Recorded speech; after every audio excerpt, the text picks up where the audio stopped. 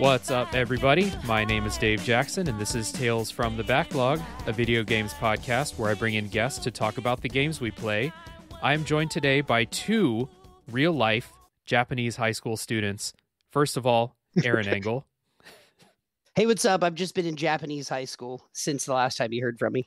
Yeah, man, it's been a while since you've been on the show, and I have to assume that Japanese high school is keeping you pretty busy. It is. Compared to American high school, it's night and day. Like, I have to do homework all the time. It's terrible.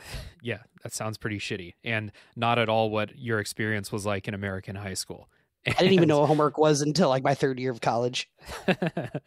Also joined, making his triumphant return to the podcast for the first time since episode 1, Japanese high school counselor Ryan Arrington. Hello, everyone. I'm kidding. Niggas. That hello everyone right. was great. Today's game that we're talking about is Persona 5 and its expansion, Persona 5 Royal, which are, well, they're the same game. It's a turn-based life sim JRPG developed and published by Atlus worldwide in 2017, with that expanded Royal Edition releasing worldwide in 2020. Elevator pitch for Persona 5 is the most stylish JRPG ever made and one of the most stylish games that I've ever played. What do you guys think about that? Nah, dude, I 100% think that it is the most stylish JRPG ever. What I wanted to talk about is like when I was growing up, like, and same for Stride. This is how me and him became friends. Honestly, was through our love of JRPGs, specifically the Final Fantasy games at the time. And I would say 80% of the games that I played growing up in that era were JRPGs. And as you get older, as you evolve as a gamer, the video game industry has done the exact same thing. Like JRPGs just don't hit like they used to, man. They don't have the same like action or storytelling mechanics or whatever. And one of the reasons why Persona 5 is one of my favorite games of all time is because they took that JRPG format and they modernized it. They made it very cool. They made it very fun. Even grinding on the game is as much fun as it was when I was a little kid. So, yeah, 100% right, dude. It is maybe the best JRPG ever made. Yeah, I can chime in right on that. I slept on the series for a very long time. I've known about Persona for some time. Just looking in from the outside, just looked a little too much, I guess, as far as JRPGs go. Like B said, I played things like Final Fantasy, very cliche, standard. So I played Persona at first. I was just a little put off. But the graphics are excellent. The music is just incredible. And it's hard not to fall in love with the game almost immediately, to be honest, which I did. I could put the game down after playing it, and it is very classy for what it is, and it just stylish is a good thing. Fantastic. 100%. Yeah. So like if you want to, kind of describe the game and tell someone like in, 10 seconds why it's different or why it's special, I think that stylish and modernized aspect is what you want to highlight. But before we get into Persona, let's talk a little bit about what other stuff we've been playing recently. So Ryan, we'll start with you. What have you been playing, man? Recently, I actually decided to dive into my own little backlog and mess the game I called Neo. It is PlayStation exclusive. But it's got like a mixture of kind of the modern game nowadays, which seems to everyone loves that Demon Souls kind of feel. I wouldn't say as difficult, but I mean, quite frankly, pretty much exact same. You have areas you travel, a bunch of different paths. The difficulty is there. The gameplay is really, really fun. I think the challenge is enough to make it interesting, but not enough to, again, I would say quite like Demon Souls, but it's a lot of fun, man. I'm a sucker for the samurai aesthetic, which it provides in spades. Man, I played Neo, and I'm the opposite. I've played and beaten all of those like From Software Souls Bloodborne games, and Neo is way, way harder for me. Like I played like maybe 1/3 of that game, and I was like, fuck, this is way too hard, and I quit playing. I respect. That's how it happened with me in Sekiro. I was not ready for Sekiro. It brought a rage out of me. I like I mentioned before, I think a prior cast, but that literally I could hear the controller in my hand start to crack just a little bit. I'm telling you, and I was like, holy shit, I haven't done something like that in at least 2 decades. So, like I said, it brought something out of me, and I eventually had just to put the controller down. But I had this respect for it as I left. I was like, okay, Sekiro, I see you, baby. You gotta when you play that game. Most games nowadays you can just kind of jump on, play however you wish, even if the game is supposed to be made, I guess in a certain way. But that game was like, no, you're going to play exactly how we have designed this, or you're going to get stomped out, and that's exactly what happened for like 10 days. I bought that for $60, and I told Arrington, and the very first thing he told me was like, "You're gonna hate it, and you're never gonna play it again." And he was right. I played one battle, and I was like, "Oh fuck this shit," and I was like, $60. That's only like 150 chicken nuggets, dude. Like, you'll be fine. I was gonna say like $60. That's only an entire work day, that I just wasted on this game. Exactly. All right, yeah. Well, if you're like, I don't know, Neo has like so many customization options that I kind of got overloaded by it, honestly. But if you're the type of person who like loves to experiment with all kinds of builds and shit like that, Neo's definitely a game for you. Yeah, I agree. It's graphically. I also got the enhanced version, so it's like on the PS5. And again, the graphics look fantastic. I tend to play the second one, but right now I'm having a blast for sure. Nice, Aaron. What you been playing lately? A couple of things. I bought myself an Oculus over the holiday, and I've been going hardcore on that with Ryan as well. I guess like the best game I've played so far, and the one that I've been the most into recently, is called I Expect You to Die 2. And it's basically a room escape game where you play a secret agent, and every level you are dropped into a random location, and you have to figure out how to stop an assassination attempt, or disarm a bomb, or keep yourself from getting killed in every level. And I love it. I love it so much, dude. Like I hate puzzle games like with a fiery passion, but on Oculus, like the puzzle games are really interesting and cool. And on top of that, me and Dave have actually been playing It Takes Two together. Yep. And hopefully we can talk about that on a future podcast. But Dave and I have been playing through that game, and it is corny, but it is a lot of fun. It is a very, very, very cool game.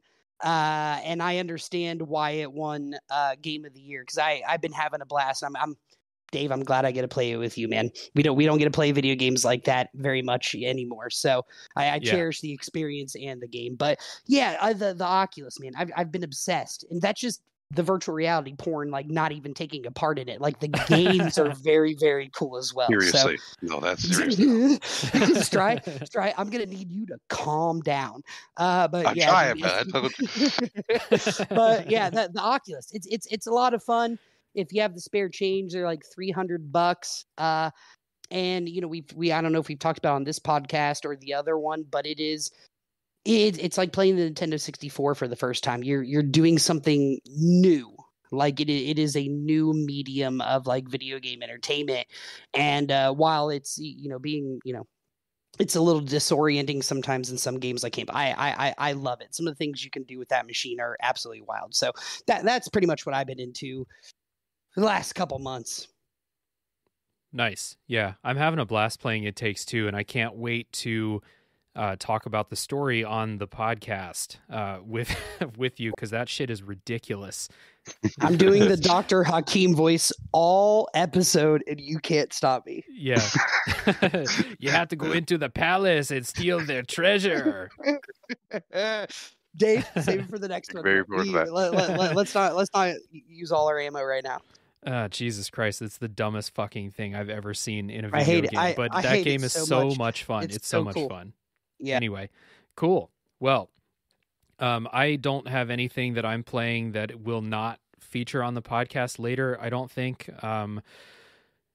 Except we're recording this in late January, and I'm on full on like Elden Ring boner mode. So I started up like new playthroughs of both Dark Souls 2 and Dark Souls 3. And I've just been like tooling around in the opening levels of those games, just like getting back into that mood before Elden Ring comes out. So I mean, I'll probably at some point in the lifetime of this podcast do shows on both of those Dark Souls games, but for now I'm just kind of having fun with those in addition to some other stuff that I've got coming up for the show. So Are you going to do one for Returnal specifically? yeah, Okay. there will be one for Returnal that I'm recording next week. So Yeah, I'm stoked to hear about that.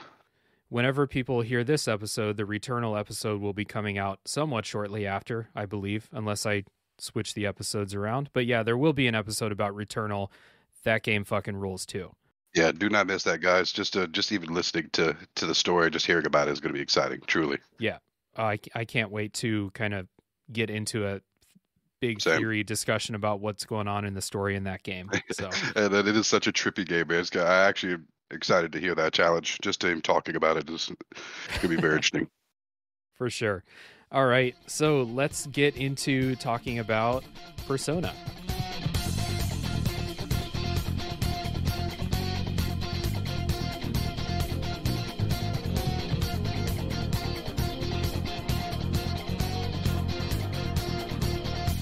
It's not a game. I'm not a robot, and I challenging you. I'm not a phantom. I'm in your face, and I'm here to see you through. Right before your eyes, what just multiply?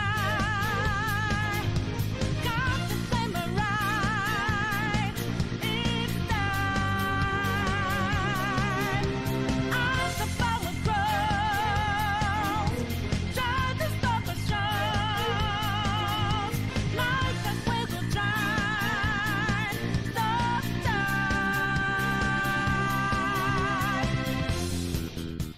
All right, so getting into talking about Persona 5, and we always begin on the show with our histories with the game, what made us want to play it, and then also talking about how long our playthrough took us, if you guys remember. So Ryan, we'll start with you. What was the thing, you said you were kind of sleeping on the series as a whole, but what was it that made you want to play Persona 5? For me, honestly, I had just played Final Fantasy VII Remake. Feeling super nostalgic just about the RPG experience in general. And I tried playing, what was it, Dragon Quest?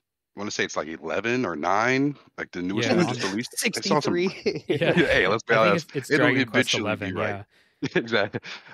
And I got some great reviews on it, but for some reason, within the first 10 hours I played of it, it just didn't capture me. So, I figured I'd take a shot on it. Why not? The reviews on it were outstanding. I'd always thought about playing it, but again, just aesthetically from the outside, just didn't really capture me. But yeah, really just kind of looking for something to get into, to be honest. And Persona came in a complete sleeper, and I think that may have been why it captured me even more than expected, because I was not expecting anything really above the ordinary from the game. Being a huge Final Fantasy VII head, or Final Fantasy nerd in general. But yeah, I just was looking for something RPG related, and it came and completely took me by surprise. Right on. Aaron, how about you, dude? What made you want to play Persona 5? Well, so much like every video game that I end up playing, I got a recommendation from I get a recommendation from either you, or I get a recommendation from our good friend Ryan Arrington over here. And what happened is I don't remember who said it first, but both of you told me that I needed to play this game within 5 days of each other. Like, one of you told me, and then I was like, okay. And then the other one of you told me, and I was like, oh shit, for real? So I just straight up bought it. Like, I agree with Arrington. Like, it is one of the reasons why it's my favorite game. It's a heavy sleeper. I have made my thoughts very clear about what I feel about anime on other podcasts, and I was looking at this game and I was like reading the subscript, and I was like, there is no way that this is going to be something I like. But the two people that I trust most told me I would love it. Like, sometimes Arrington will tell me something like, hey dude, you really like that game? Or Dave, you'll tell me like, hey dude, yeah, you'd be interested in this game. But both of you were like, Aaron, dude, you have to play this fucking game. Like, you have to play it. And I, like I said, just obsessed. Arrington's right, within 10 hours, I knew I was into something that I had never experienced before. One of the really cool things about Persona is how they have elements that, like, are the strengths of other games, but are kind of just like side things that you can do within Persona. So one of the reasons I love it so much is it just has so many different elements that make it great outside of the battle system, outside even the story. I was like, I will not care at all. And I liked it enough that I bought Persona 5 Strikers the day it came out, so I could keep going along with that story and those characters. So yeah, that's basically my history. Both of you guys told me I would love it, and again, like, this is why I listen to you guys, because 99% of the time you're absolutely right. For sure. And like I remember like I was playing it and then I was like, Aaron hasn't played this, but I know Aaron loves JRPGs. So like I think we'll get into this in the show, but I think anyone who loves JRPGs, this is like one of the best ones I've ever played. It's probably like necessary, I would say, for a big JRPG fan, unless you've played like past Persona games and just don't like what Persona does, you know? Yes, I would agree. Yeah, if you haven't already played the series and decide that it's just not for you, I recommend it. And just to touch on real quick what Bean said, yeah, I knew pretty much immediately that he would love the game, but it was just that aesthetic. Again, it's at first it might be a little off-putting, and I was like, bruh, if he can get past those first 5 to 10 hours of just like, okay, this is a lot. I knew for a fact that it would just absolutely blow. Yeah. Yes, there's a lot going on here, culturally for my boy, but.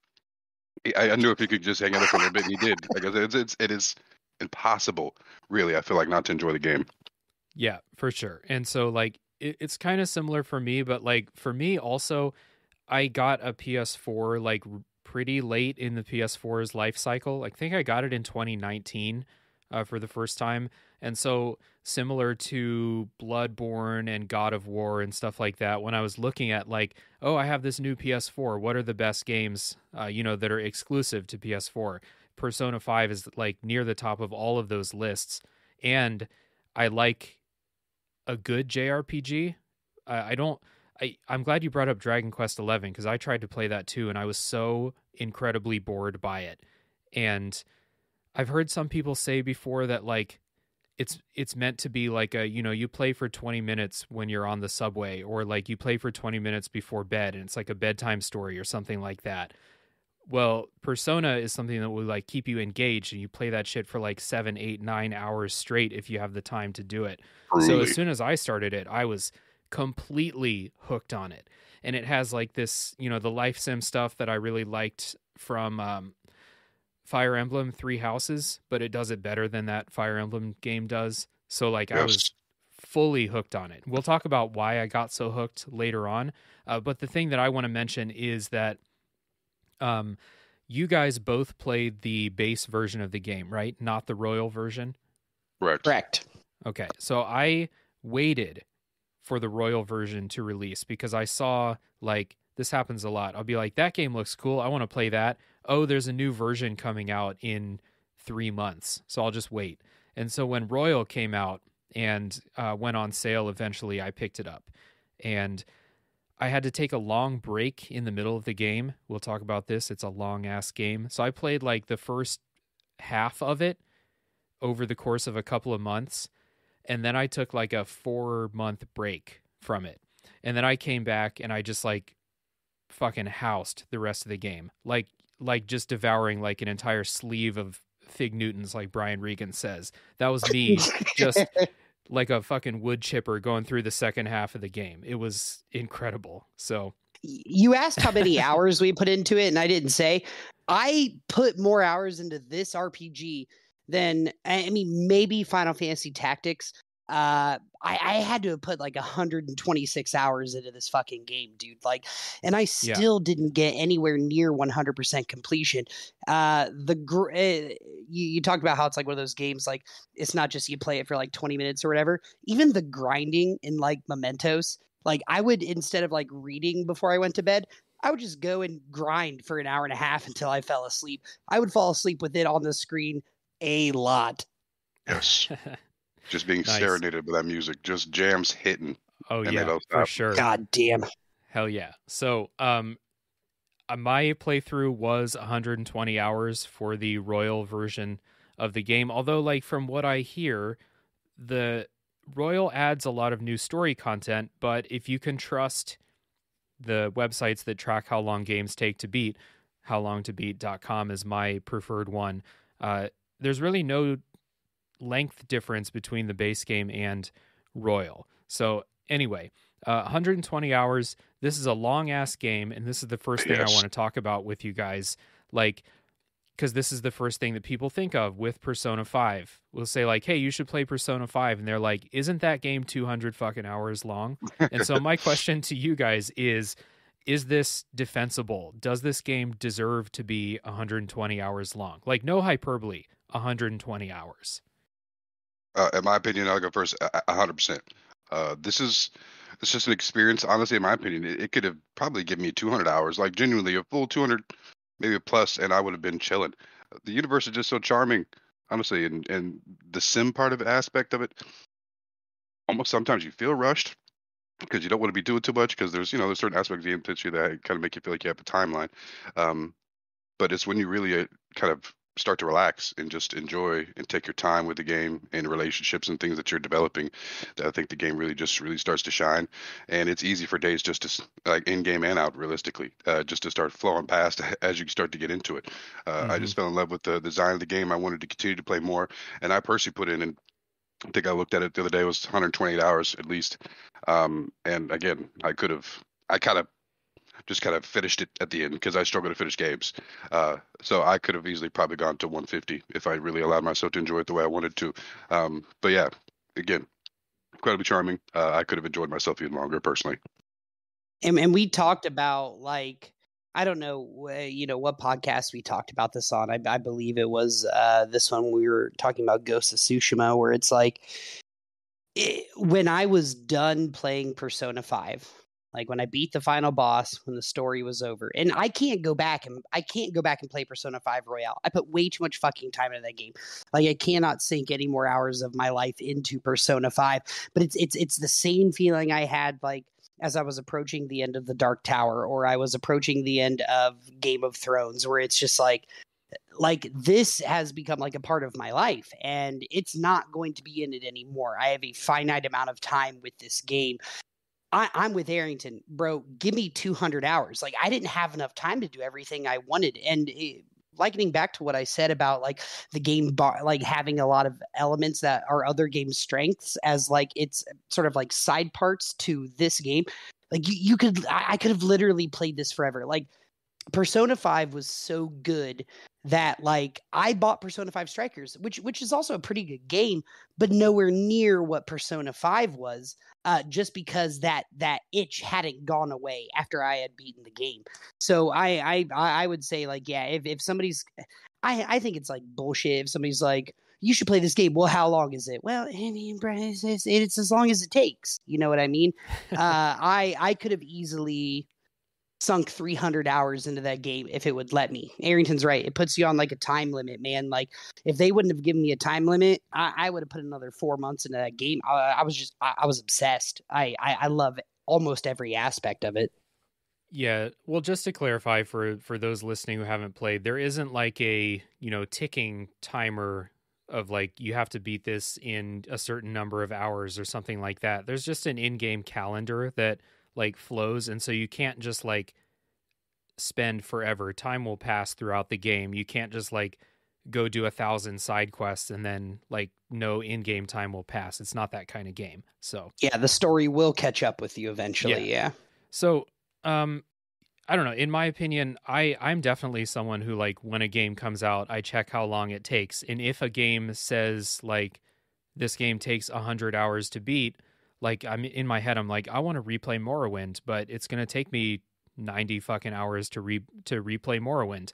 Then that, like, gives me a little bit of pause, because some games really deserve to be over 100 hours long, and some games don't. Like, some of the newer Assassin's Creed games have no business being as long as they are, I think. But I kind of agree with you guys. Like, Persona kind of earned it, and it didn't feel like playing 120 hours of Assassin's Creed Odyssey, because the time just, like, flies by when you're playing this game. Like, if you're into it, the time will just fly by. And so, like, I was thinking about it, if they cut a couple of those palaces from the game, I don't think it would have hurt the game to like be 30 hours shorter. You know, if they cut a couple of those palaces out of the middle, it would have been okay. But you know, you're taking out story content, you're taking out character development and stuff like that. And it's kind of like you said, I'm glad you compared it to like some TV shows. When you're getting toward the end and it's been such a big part of your life and these characters that you've spent all of this time with, that you're coming to this conclusion together. I think that that's really cool. And it made me think like, well, this game's 120 hours. It was kind of a similar amount of time as it would take to watch all of Lost again, because Lost has like 130 episodes or something like that. And so I was thinking like, it is kind of like that. You've spent so much time with these characters. And so I took a long break in the middle of the game, and I don't feel bad about that at all. And it didn't affect my enjoyment of the second half. But I did want to just kind of get your thoughts on this, because this is probably the longest game that's been on the show so far, and will be the longest game, you know, for the foreseeable future, unless I finally just give in and start playing Final Fantasy 14. But we'll see. And you will not be disappointed with that. If you either. do, we'll play it with you, Dave. Seriously. We'll play it with you Yeah. every day, man. If you tell me you'll play it with me, that makes me want to play it less, but I I appreciate know it. you hate people Very so funny. much. All right. So anyway, getting the game length discussion out of the way, like, I think we all pretty much agree that this game does not suffer for being so long, and there are attachments that grow because it is so long. But getting into the game itself, the first thing you're going to notice when you play Persona 5 is that the visuals and the UI in the game are extremely cool. For lack of a more descriptive word, they're cool. And it has this really flashy, like red, black, and white color scheme in the UI. It immediately stands out. And all the menus are like, they're like tilted and they have these jagged edges. And I don't know how you guys felt, but like when I first saw this in screenshots, I thought it looked busy and that it would like be off-putting. But as you go through the game moves at such a quick pace with like, you know, pop-up like dialogue boxes and menus. They all come up in a flash, and it's just a very cool, like, you know, going back to playing like Dragon Quest or an old Final Fantasy game like Final Fantasy VI or something like that. They've really made an effort to make your menus and stuff look really cool, because turn-based combat, you spend a lot of time in menus. It should be cool to look at. I think that's part of their like philosophy here. Yeah. Oh, and like I Dave, agree. like what I will say really quickly is like you know, I talked a little bit earlier about how like it sort of like modernized the JRPG like format. Like you're 100% right.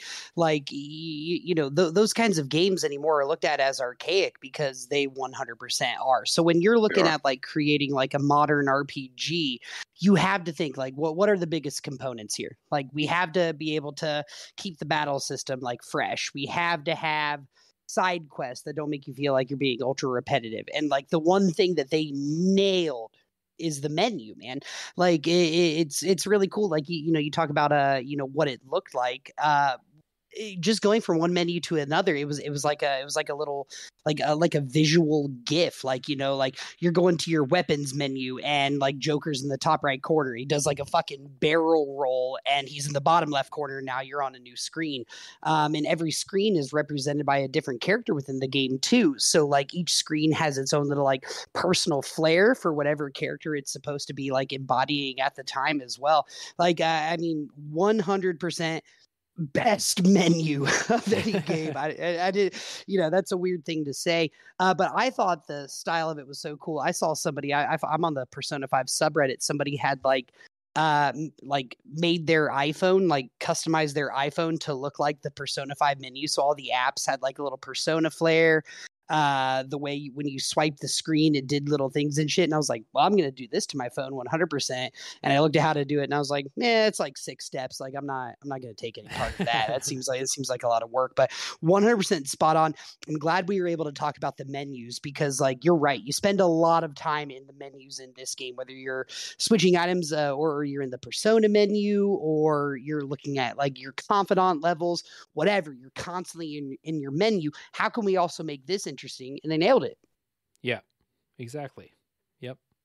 Yeah, I completely agree. I would say the one thing about the game is it's incredibly just vibrant, and right off the top, it's just right in your face, and it's unapologetically itself. And at first, I thought it was a little niche, a little gimmicky. You know, it was just like, okay, they're just going to make this just look, aesthetically just overcharged and overload.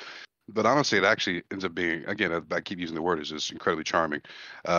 It's very much itself. It has an art style, and I feel like something about the game is very artistic, whether it's the music, which, again, you're just going to hear me talk about the entire time, or the overall aesthetic, again, is just vibrant. And you could tell whoever made it loves the game, and they have a very interesting personality, and you can feel it immediately in the game. The game has an incredible, distinct personality that I have never seen before in a game before. So, and you've seen things, I guess, similar where they just try to come out to you and you're just like, oh man, visually it's very overloaded. But that game, at first, that's what you think it is, and then you realize it's just, again, a part of the incredible universe that they've created. I loved it. It's like the old like Batman comics or Superman comics from like the 30s and stuff. Like it's the pows and the blams and the like that thing, but personified into a video game. Like every time you're moving the controller, you're seeing something that reminds you of that sort of thing. It's really cool, and it's hard to explain, but like that's the best way to ever describe it. Is like they took like that manga like format and put it on the screen about as perfectly as you could. And it's there's so much going on there. It's definitely been taken into like newer games. It's definitely influenced like newer JRPGs. Like I'm playing Yakuza Like a Dragon for an episode of the show later, and I'm going to talk about in that episode how like there are a lot of things in this game that reminds me of Persona 5. One of them is the way the menus look, especially in combat, and the general feel of combat, making turn-based combat more modern. And part of that, an obvious part of emphasis for them was like in this game, you're in dialogue, so you have text boxes, or you're in some kind of menu, either in combat or doing other stuff. How do we make that look cool? Because if you just take like, 120 hours of Final Fantasy VI menus, it starts to look a little bit boring, and that's definitely not what you want. Another thing about the visuals is, like Aaron brought up before, this is like a very anime style of like character designs and basic like visual design in general. So especially like, so you have like the game engine rendered character models, which are, it's a anime-ish. And then you have these like full-on animated cutscenes that are like, if you had just put these cutscenes together and showed them to me on YouTube, I would have just thought it's like just some anime show. Yeah, the game, I love about it, it has so many different artistic styles. Again, just so much personality. And it's not just one thing. It's just, again, what I love about games. Again, you just never know what to expect for the game at first. And once you get comfortable and allow yourself to get past the fact that, okay, this is not just a very cliche, just anime overload game. About high schoolers. Yeah. Yeah. It's not, it really is just like, oh my God, they've actually really put something coherent here together and cohesive. It's, again, just from the characters, I was very, very, very much in love with the universe. That's all I can say. I can't say I've been so much in love with the universe as far as RPGs go since Final Fantasy, and very specific Final Fantasies. I would say 10 and everything before 10 basically. I was in love with this game to the point where I was actually incredibly disappointed that it had taken me this long to get into the series. Very much so. I couldn't believe it, especially how much I love. I pride myself in RPGs in general. I was disappointed as hell. I could have been playing this for years. Yeah, for sure. So the other thing that you're going to notice as soon as the game boots up, even going into the main menu, and then when the actual game proper begins, is you're going to notice that the music in Persona 5 fucking bangs. So we're going to take a little music break. We're going to let you listen to some of that, and then we'll come back and talk about it.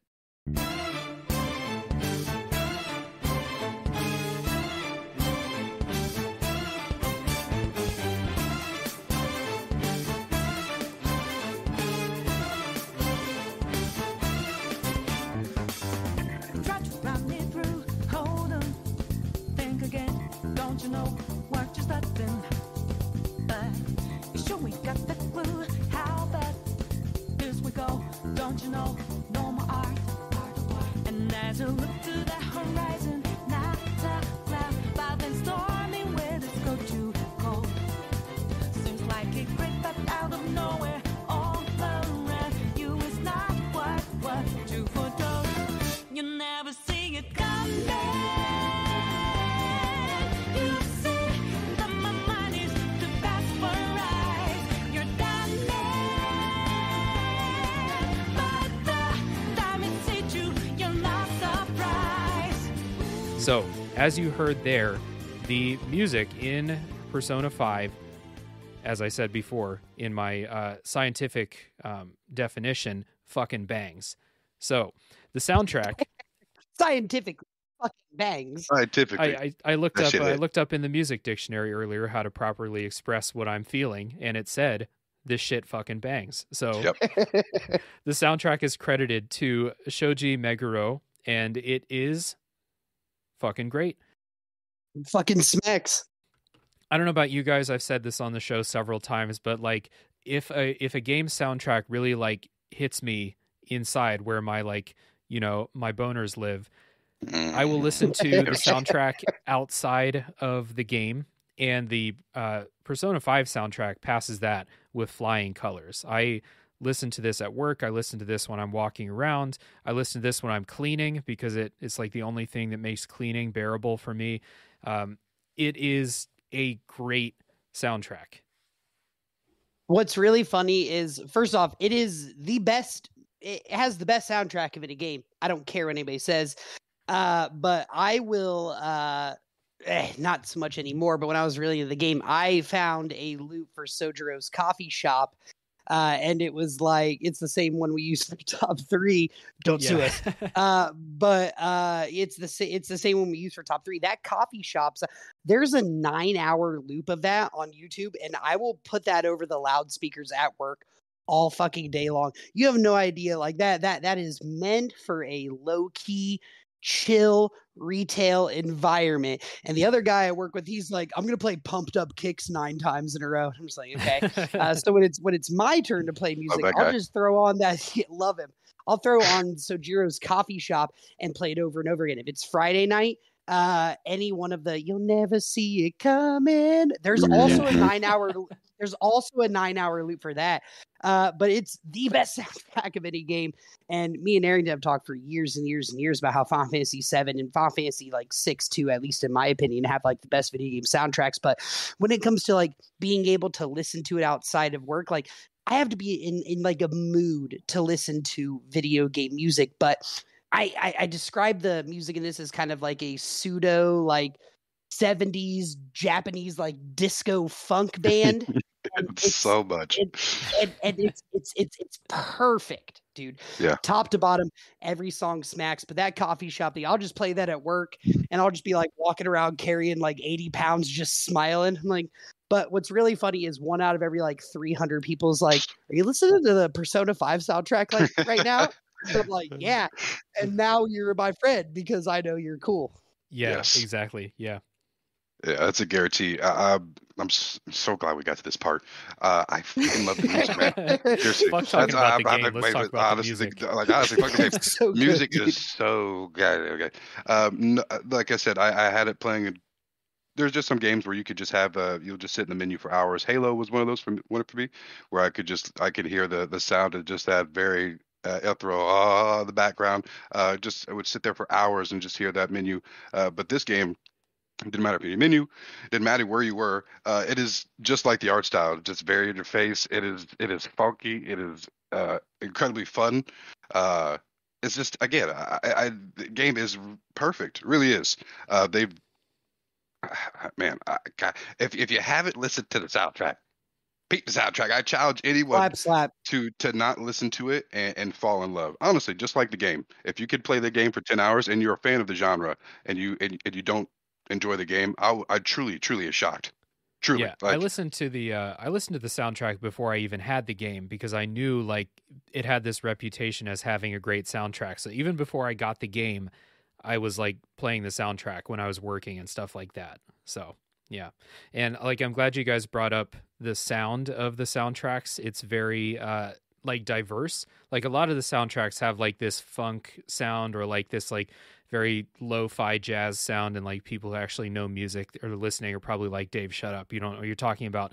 But but there's some songs that have like real like rock and metal feels to them, and a lot of the songs have vocals, which is not something that a lot of game soundtracks get into. That the main battle theme in the game has vocals, and the singer for the vocals, her name is Lynn Inaizumi. I'm hoping I'm saying that halfway I'm in love correctly. With her. Yeah, she sings all the perfect. vocals as far as I know, but most famously the battle theme Last Surprise, which you heard Aaron sing earlier in this episode. Oh my God, dude. Oh my God, that's such a good song. I don't know if I would say that this is the best video game soundtrack ever, because when you said that, I had a few others pop in my head, like Nier Automata is a like just A+ top class soundtrack, but this is also A+ top class. It's going to be in the discussion, guaranteed. Yeah, for Whether sure. it's your top one or not, it'll definitely be in your discussion. And another just a wild modernization of JRPGs, man. Like I remember the very first JRPG I played where they like were even like where the characters had like vocal lines. It was Brave Fencer Musashi, PlayStation 1. First time I ever heard anybody talk in a video game. And now you have, a modernized JRPG where this chick is singing while I am beating the fuck out of people. Like I can hear her talking while I am slapping around some little jester looking dude. Like it's wild. And I think, at least for me anyways, I don't really care about soundtracks that much. Like if I'm actually like delving into the soundtrack and I'm like talking about it in regards to like what I felt about the video game, that means that every other facet of it was so awesome that the only thing I have left to dissect is going to be the soundtrack, So like just from that perspective, man, like I don't really get into shit like that. And I was just, it was awesome. Arrington's right. Boom. Cut to the menu. Awesome music. Go into a certain store. Awesome music. Fucking go out on a date. Awesome music. Very cool stuff.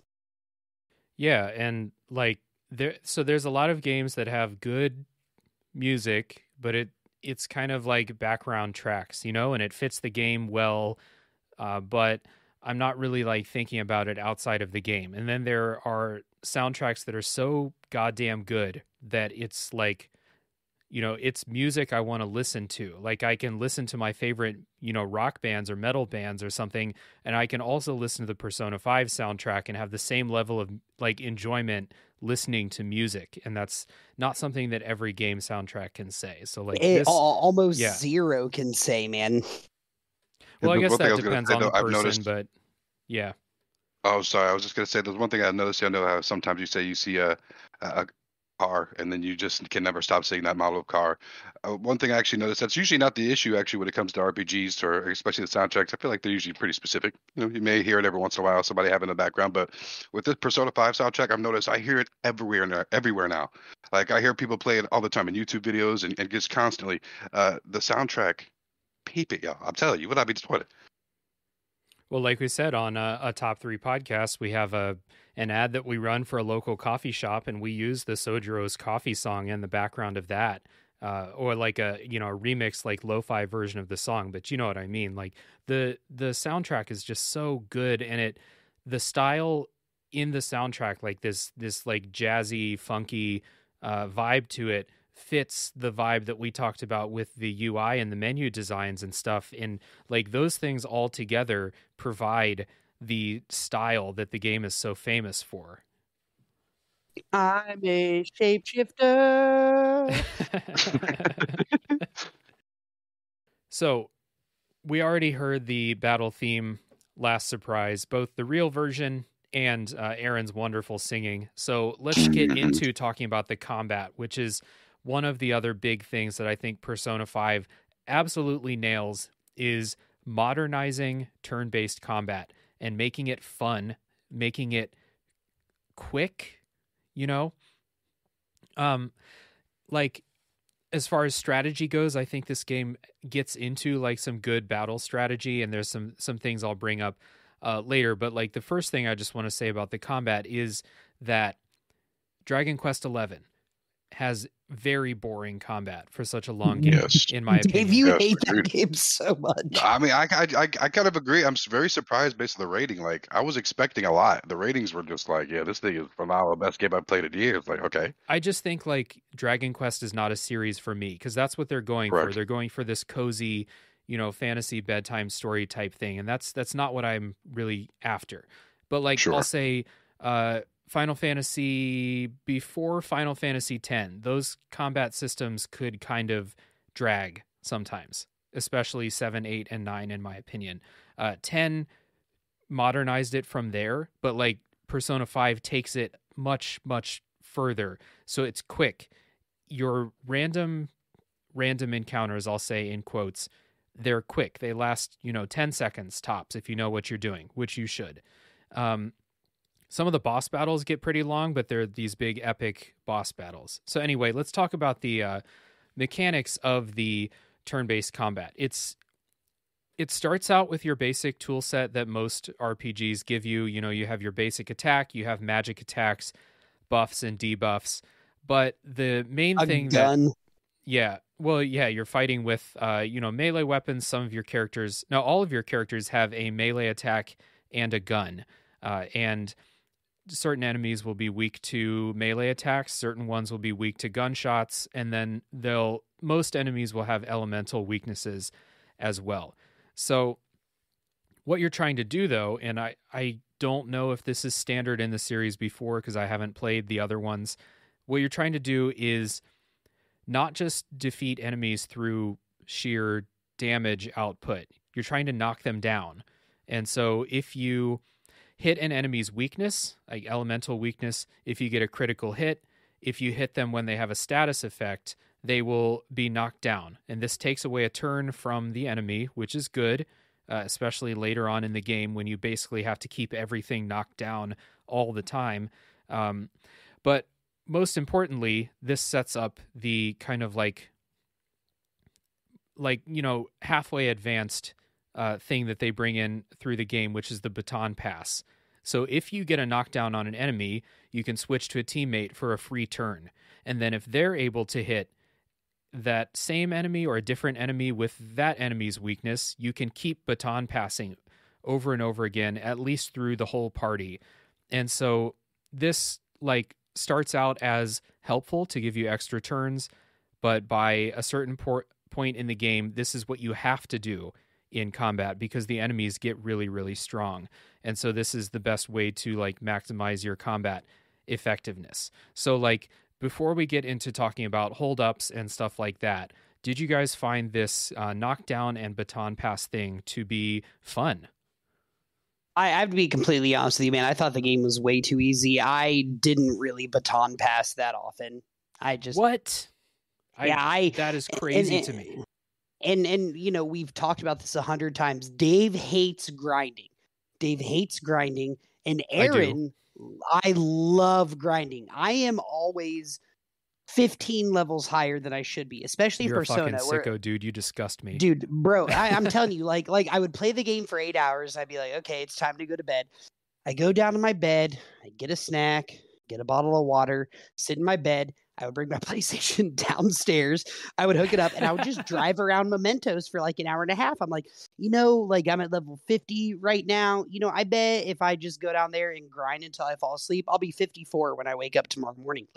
I love grinding in RPGs. I love that. I love being able to completely master something. And when you master something like the Persona 5 battle system, on top of it already being fun, dude, like it's nothing but rewarding. Like I grinded all of my characters to like 80 before I used that trick that allows you to very quickly gain levels, because I was like getting to the point where I was like, okay, I should probably end this game now. But like, yeah, no, I did the baton pass from time to time if it was like Morgana, because I love Morgana and I wanted that cat to kill stuff.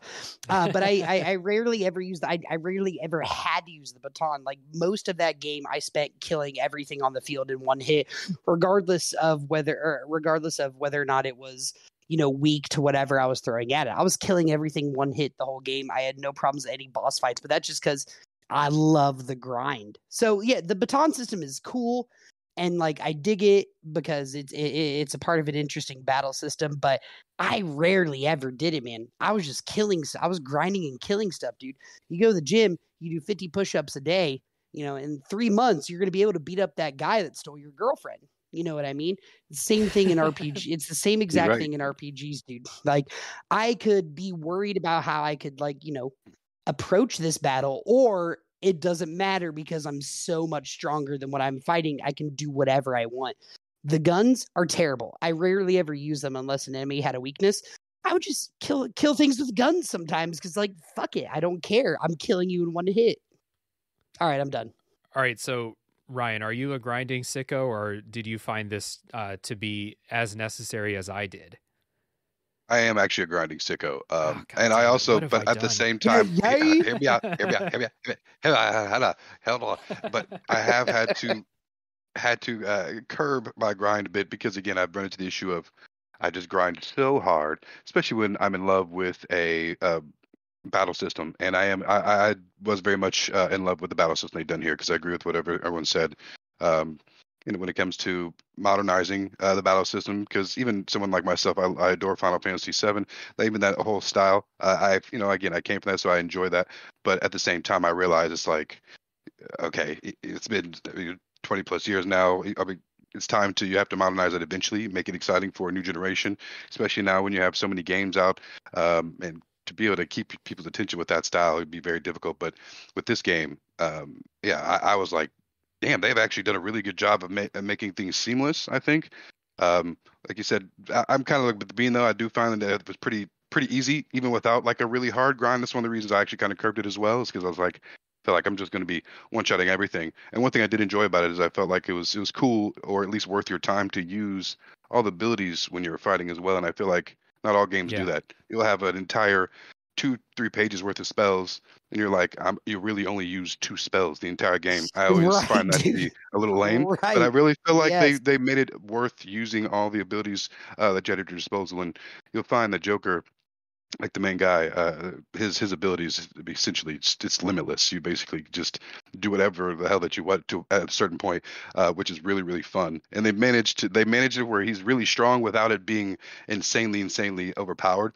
But I really feel like the only super difficulty came in managing your health and realistically your mana, more than your health, realistically. Yep. The mana system, I feel like, really came more of a management, which I felt like they did a good job of keeping you from being able to just get off the chain with your ability or with your strength. They managed to keep you on the hook a little bit with that. But yeah, like I said, I love the battle system personally. Okay, so what I'm gathering here, number one, if you're listening to this and you haven't played the game, grinding is not mandatory. Aaron and Ryan are just sickos. And number two, the battle system is fun enough that if you're not like grinding averse like I am, you'll have fun doing it. So like it's fun to be in battles in this game, including grinding and mementos. But the other thing to mention is that I played the Royal version, where in mementos you don't have to actually fight everything. If you're like a couple levels higher than them, you can just run them over with the car and you'll get the experience just from that. So like I did some mementos grinding, but it was all just running things over with the car. It wasn't actually fighting, and that cuts down your time commitment by a lot. So it does, actually.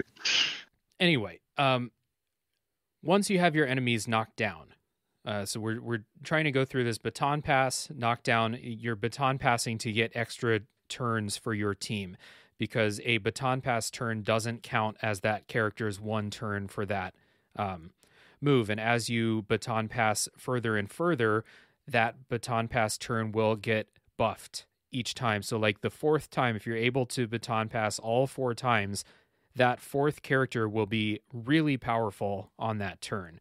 So it's in your best interest in tough battles to try to do that as much as you can.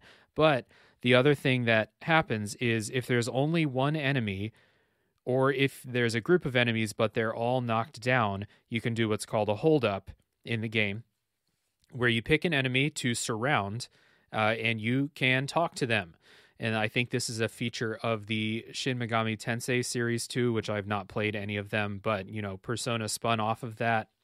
You can talk to the enemies, and if you do, you can ask them for money, which I never ever did because I always had enough money. You can ask them for an item, which seems like a waste because I never felt like I needed more items than I had. Or you can ask that enemy to join your team as a persona. And like Ryan said, Joker, the main character, is really powerful, but he's not powerful in a way of like he kills everything in one hit. The way that Joker is powerful is that all your other characters can only have one persona. Joker can equip a lot. Like I think it's like 10 or something like that. So, or 14 actually, 14 if you're fully upgraded. So that's why Joker is powerful, because he can basically do anything you need him to do if you like line up his personas in the right way. So anyway, you ask an enemy to join your team, and you have to do a little mini game for like, you know, this enemy's Morgana will give you a hint. He'll say like, this enemy looks sad, try to be gentle with it, or like, hey, this enemy's a dick, be real assertive with him, or something like that. And so if you pick the right thing, they'll join your team, and then we get into this persona system, which we'll talk about in a few minutes. But this is the combat loop, and I should say, if you have the enemies knocked down and you don't want to talk to them, you can just press a button for what's called an all-out attack, where all your characters jump in and attack them with this cool animation. It's so neat.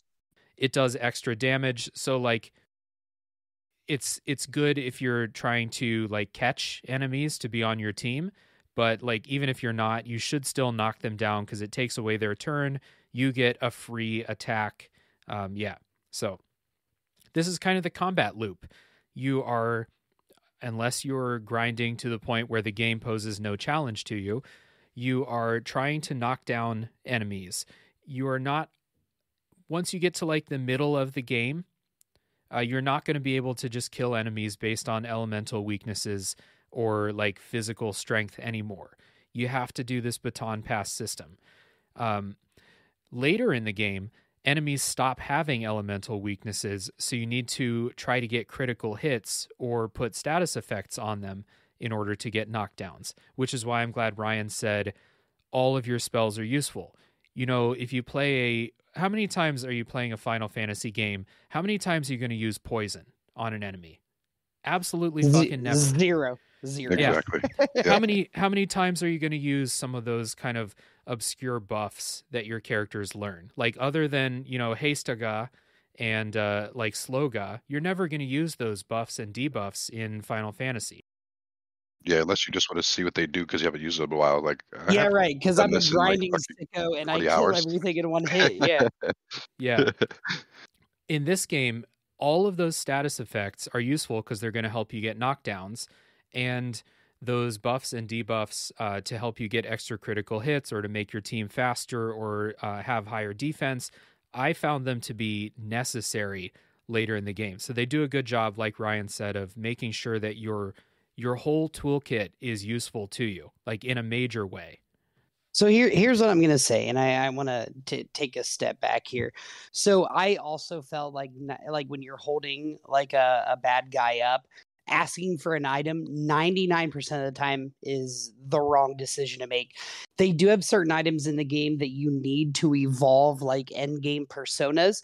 So you could, you know, potentially like grind until you were able to hold them up for that item. But I found even when you did that, it didn't happen. You said you never asked for money.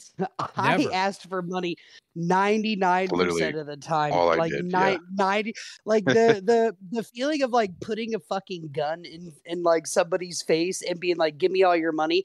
and they'd be like, okay, here's some money. And then They'd you be have like, an option that's like, but sir, I'm a no. snowman. Yeah, and you're like, fuck you, give me that money. And then they're like, all right, here's what I have. And then there's an option to be like, no. Give that me ain't enough. more. Give me more money. And like, one of two things happened. They stood up for themselves. They were brave, and I killed them. Or they gave me more fucking money, dude.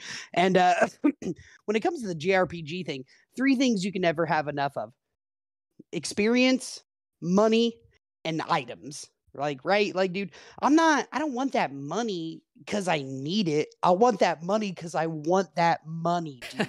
Like, I'm going to the doctor's office, and she was one of the very first confidants I went all the way through. 1, because I wanted to have sex with her, but 2, because she had like the best items in the game. Stryden like was talking about how SP management is kind of a hassle or a chore, and it totally is, unless you're friends with the doctor and you got enough money to buy these fucking things that she has for you. Like, I have 99 of every item when I end the game. I have 1,000,000 plus every time I end the game. Like, it's a flex to myself, man. Do you see how if you have 99 of every item, then it's a bad idea to ask a persona for more money or more items? Like, take that experience. Then I guess for me, because I don't want to spend time grinding, I took the experience every single time. It's much more valuable to me. Yeah, I liked the 7 digits, man. I did. Once I was a millionaire in that game, I was like, you know what? You are the coolest high school student in all of Japan. But like, yeah, the items are worthless. The money, yeah, you're right. It's worth it. Dave's obviously like right here. Like, the one thing I never really did a whole bunch of was like, I never got like max level personas, and that's probably why, because I just stick a gun in somebody's face as a Japanese high schooler and tell me to give me all your fucking money. Now give me more. Now go away or I'll kill you. I'm next to an actual cat that's talking, you know? Yeah, right. Exactly. Just Japanese high school stuff. Yeah, it was very funny. And that's the best part of it's, I said earlier how it borrows strengths of other games. Like, that's the Pokemon aspect of it, right? Is being able to is being in a fight, not killing something and getting it to join you. That's the strength of that game, which is a big part of this game, but also a very necessary component to what you're doing overall. Yeah. So like I said earlier, your party members will each get one persona that's like theirs for the whole game, and you can upgrade it throughout the game by doing social stuff with them, which we'll talk about the social stuff. But the main thing with this like persona collecting system is you're trying to kit out the main character, Joker, who, like I said, you can have up to 14 of these personas if you fully upgrade this throughout the game. So this makes Joker, like we said, super powerful, but not because like he kills everything in one hit. It's because if you need, if you're putting together a diverse team and you're like, okay, this enemy's weak to ice, Joker has an ice attack, or this enemy I need to like do some status effect to this enemy. Joker probably has someone that can do that. Yeah, Joker's like the Pokemon's version of Ditto, basically. Yeah. Except he's actually good and is useful throughout the game. He does damage. You're right. I think it makes the game easy. I think Joker is, you say he's not like overpowering. I'm telling you this right now. Like, if Joker only had one persona, that game would have been a lot fucking more difficult. It would have been a lot harder. Yeah. The one thing that keeps Joker in check is personas learn moves as they level up, and there's a limited number that they can know. I think it's 4 moves that they can know, or 6 maybe, or something 8. Like that. Is it 8? Something like that. It's 8. Yeah. Okay, but like for the other characters, it's a big deal because you're like, you have a limited number of abilities, and there's lots of ways to get new abilities on personas by doing fusions and stuff like that. But that is why Joker, you still have to do some work to make Joker really good. You have to pick the right moves, basically. But it's not so hard to like figure out, yes, I'll take the strongest ice spell over the strong ice spell, for this for this one. So the other thing that is good about playing in Royal is if you're looking for a particular persona down in Mementos, if you run them over with the car, they automatically join your team if you have space in your roster. Oh, that's actually pretty awesome. Yeah, That is cool. For a 120-hour game, quality of life changes are super important. So, like, people listening, I absolutely recommend you play Royal. Do not play the base game, in my opinion, because it may be a little bit longer, but the quality of life stuff is excellent in addition to the extra story content. What I want to ask you guys is, the other part of the Persona system is fusing them. And there's lots of different ways to do this, but you pick 2 or 3 personas to fuse together and create a new one, and they can inherit moves, and they will inherit experience, and they'll probably be at a higher level and stuff like that. Did you guys get into this? Because this is a really deep thing, but I found it to be really confusing to like predict. So did you guys do a lot of fusions? Oh yeah, I love the fusions. I'll make a quick shout out to one of my all-time favorites, Jade Cocoon. It's a series not many have heard. Hell It's a yeah, little dude. PlayStation one, and it's one of the few games that really kind of had a new element I had never seen back in the day, where essentially you have your turn-based RPG, but they had something that was so cool, very much Pokemon-ish. But yeah, you basically could fuse your the spirits that in this time together, and it's just very much like this, except you could do your personas. So I was immediately in love with that idea. And I'm an aesthetic guy too, so I was always looking for. I mean, they have very odd things, like a demon dude, like literally just sitting on a fucking toilet shitting, and so Yeah, aesthetically, the a personas. giant penis monster. Yeah, there's one that's literally a giant dick and balls. Yeah. I'm Literally, not kidding. It's a penis genuinely, monster. yeah, it is. The game is wild when it comes to their aesthetics. When it comes to that, but if you some of them, some of them look pretty badass too. So I was always trying to make my dudes look as cool as possible. Yeah, I wanted to have a nice range as far as elements as well, but it really kind of lets you kind of enjoy yourself. It kind of have some personality in it, and that's why I do agree with being for the most part. Is like the game is fairly easy. I don't think you're going to really play the game. You're like, you know what, man, this game is pretty tough compared to other RPGs I played personally. And we did, we talked about Demon Souls. Like, the game it has a good flow to it, so it doesn't make it seem like it's just like you're rolling over the game to a certain extent. I feel like the game is designed to make the pace pretty quick. But yeah, like among that though, those personas are pretty fucking goofy, but I think add a great element to the game personally. I love putting them all together and taking. I put a lot of hours and just sitting there looking at what all of them look like. Like, what's the dick and balls dude gonna really look like if I combine it with the dude that shit on the test? I wanted to see what they look like, honestly, more than anything. So yeah, I really loved it, honestly. Yeah, like all right, so I'm going to push back again. I think this game gets pretty hard in the last like third of it, especially the boss fights, cuz the boss fights get kind of puzzly, and you do have to have in my opinion, you have to have certain things ready for it. So like people playing, again, if you've played a lot of JRPGs, you may have the tendency to like disregard status effects and disregard certain buffs and stuff like that. And in Persona, they're super, super useful. At least for me, they felt like they're pretty much mandatory. So like, I think that the game does get hard unless you spend a ton of time grinding.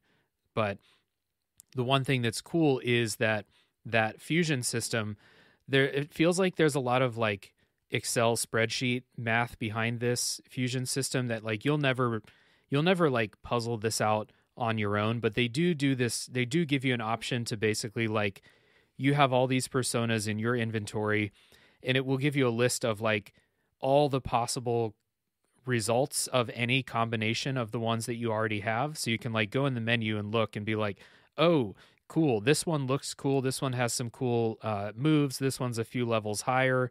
And here are the two that I need to fuse together to get it. So you just choose your result, basically, instead of experimenting with like, oh, I combined the giant penis monster with the snowman and I got some garbage persona out of it, and I'm sad now because I lost my penis monster. So you don't have to do that. You can kind of go by result when you're doing those fusions. Or you can do what I did and look up what the higher level personas are and what you needed exactly to fuse them. Yeah, I feel no shame, like, because that's like I said, I was strong enough to beat the game already. I just wanted to get as many personas as I could. I will backtrack and say, Dave, the reason the last third of the game was super hard for you was because you weren't spending all your money on items. And I am one of those huge RPG advocates, like, get as many fucking items as possible. As many items as you can. Do not ever run the risk of more than I've ever heard worried another of person. running out. Like I hope we can talk about the confidants, but on the off chance that we don't talk about him, like We will. We will. I think it's Takumi. Like, bro, like once you unlock her whole like set of wares, you become unstoppable. Like, oh shit, everybody in my party is like fucked up and it's my turn. What do I do? Oh, thankfully I have this elixir that'll completely cure everybody, heal them all the way, and give you all your magic back. Thank God I have 25 of them. Yeah, well, okay, so first of all, like I said before, I never felt like I didn't have enough items. I just didn't grind so that I was 20 levels higher than the opposition. I grinded a little bit, so I was like 5 levels higher, but a lot of the bosses, like, even though I was at the right level or a little bit higher, the bosses and the enemies later in the game are really strong. They're resistant to a lot of different types of attacks. So, like, I needed to get into the strategy, but I did have enough items. But I don't think that this game's a cakewalk, especially later in the game. Yeah, the boss fights, I would say that are admittedly are the probably one of the toughest parts for sure. They Like do the give a litmus challenge, and test. I admit that. I think one part is because you are, again, I think the ease of it is how they have made things seamless. They don't want you to have to be spending all your time in the battles in between, but they still want you to enjoy them. You know what I'm saying? Which I feel like they captured. I enjoyed getting into fights without it feeling like eventually you're like, oh man, I try. Eventually you grind. You want to skip some fights because you're like, I've been doing it for 3 hours. Now I just want to get to a certain point, and I can't do that because I've still got to fight because I've been going back and forth. I got to fight another 15 screens worth of enemies. But in this, like, you always felt like the game was quick. It always managed to get you to push you on. And again, the boss fights, I did start to use all my abilities to make sure. But one thing about it that I loved about it, a lot of games when it comes to using your abilities, so one reason I feel like you avoid it is because it is kind of a chore. It's like, is it worth putting a shield on one of my characters and then missing out on that mass amount of damage or a heal or whatever the case is, and I can only put it on one person. In this game, they made it to where if you cast an ability, it usually affects everyone in your party. So it's like one person able to affect your entire party with something useful, made it worth, again, seamless, and made it seem like, okay, it's worth hitting my entire party with a buff opposed to one character buffing one person. It didn't seem like it's worth it in other games. But yeah, again, the seamlessness of it. And again, like, if you're not super over leveled, a lot of the later bosses will kill like half or most of your party in one hit if you don't put those full party buffs on, or like they'll Or debuffs. Yeah. Or Yeah, and also agreed. debuff the enemies. Like this is a thing that especially JRPGs are really bad about, where like you'll get status effects or debuffs, but bosses like are just not affected by anything. And I think that's really lame, and it makes those in the rare situations where you would want to use a status effect or a debuff, like against a boss, they're just like, no, fuck you. You can't use anything against bosses. And True. Persona 5's not like that. And I just, before we move on, like Dave's original question that he posed to me and Arrington was like, did you really get into the fusing of personas? One of the confidants again are the twins that you meet when you're in the Velvet Room, and what you get by becoming friends with them is more options when it comes to fusing your personas. Like, you cannot get in-game personas unless you have like a full relationship with these two girls. And what I will say is, it is absolutely necessary to fuse your personas and to try and get as many high-end ones as you can. Even if I'm grinding to level 99, that does not mean that your personas are going to be that level by the end of it. Like, it is very, very important that you pay attention to which ones you have, because every level you're getting 10 new ones, and then adding them to fusions, you have the possibility of up to 30 new personas. It is absolutely necessary to do that. I just wanted to say that before we moved on from that specific point.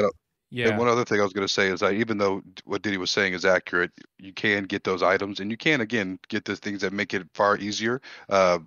he still had to put in the time to get that relationship with her. Correct. So they find a way to get your time, and one way or another, you're going to grind something. If it's not the battle system, then you're grinding your time, the social aspect of the game. So it's there's a grind in one way or another, and that's why I think it's so easy to get into the game, is because if you don't enjoy the battle system grind, then you can enjoy the social side of it or whatever other aspect they offer. The many aspects of the game just makes it perfect. Yeah, for sure. And like, so when you're fusing personas together, there's a level cap. Like you can't create a persona that's a higher level than your player character.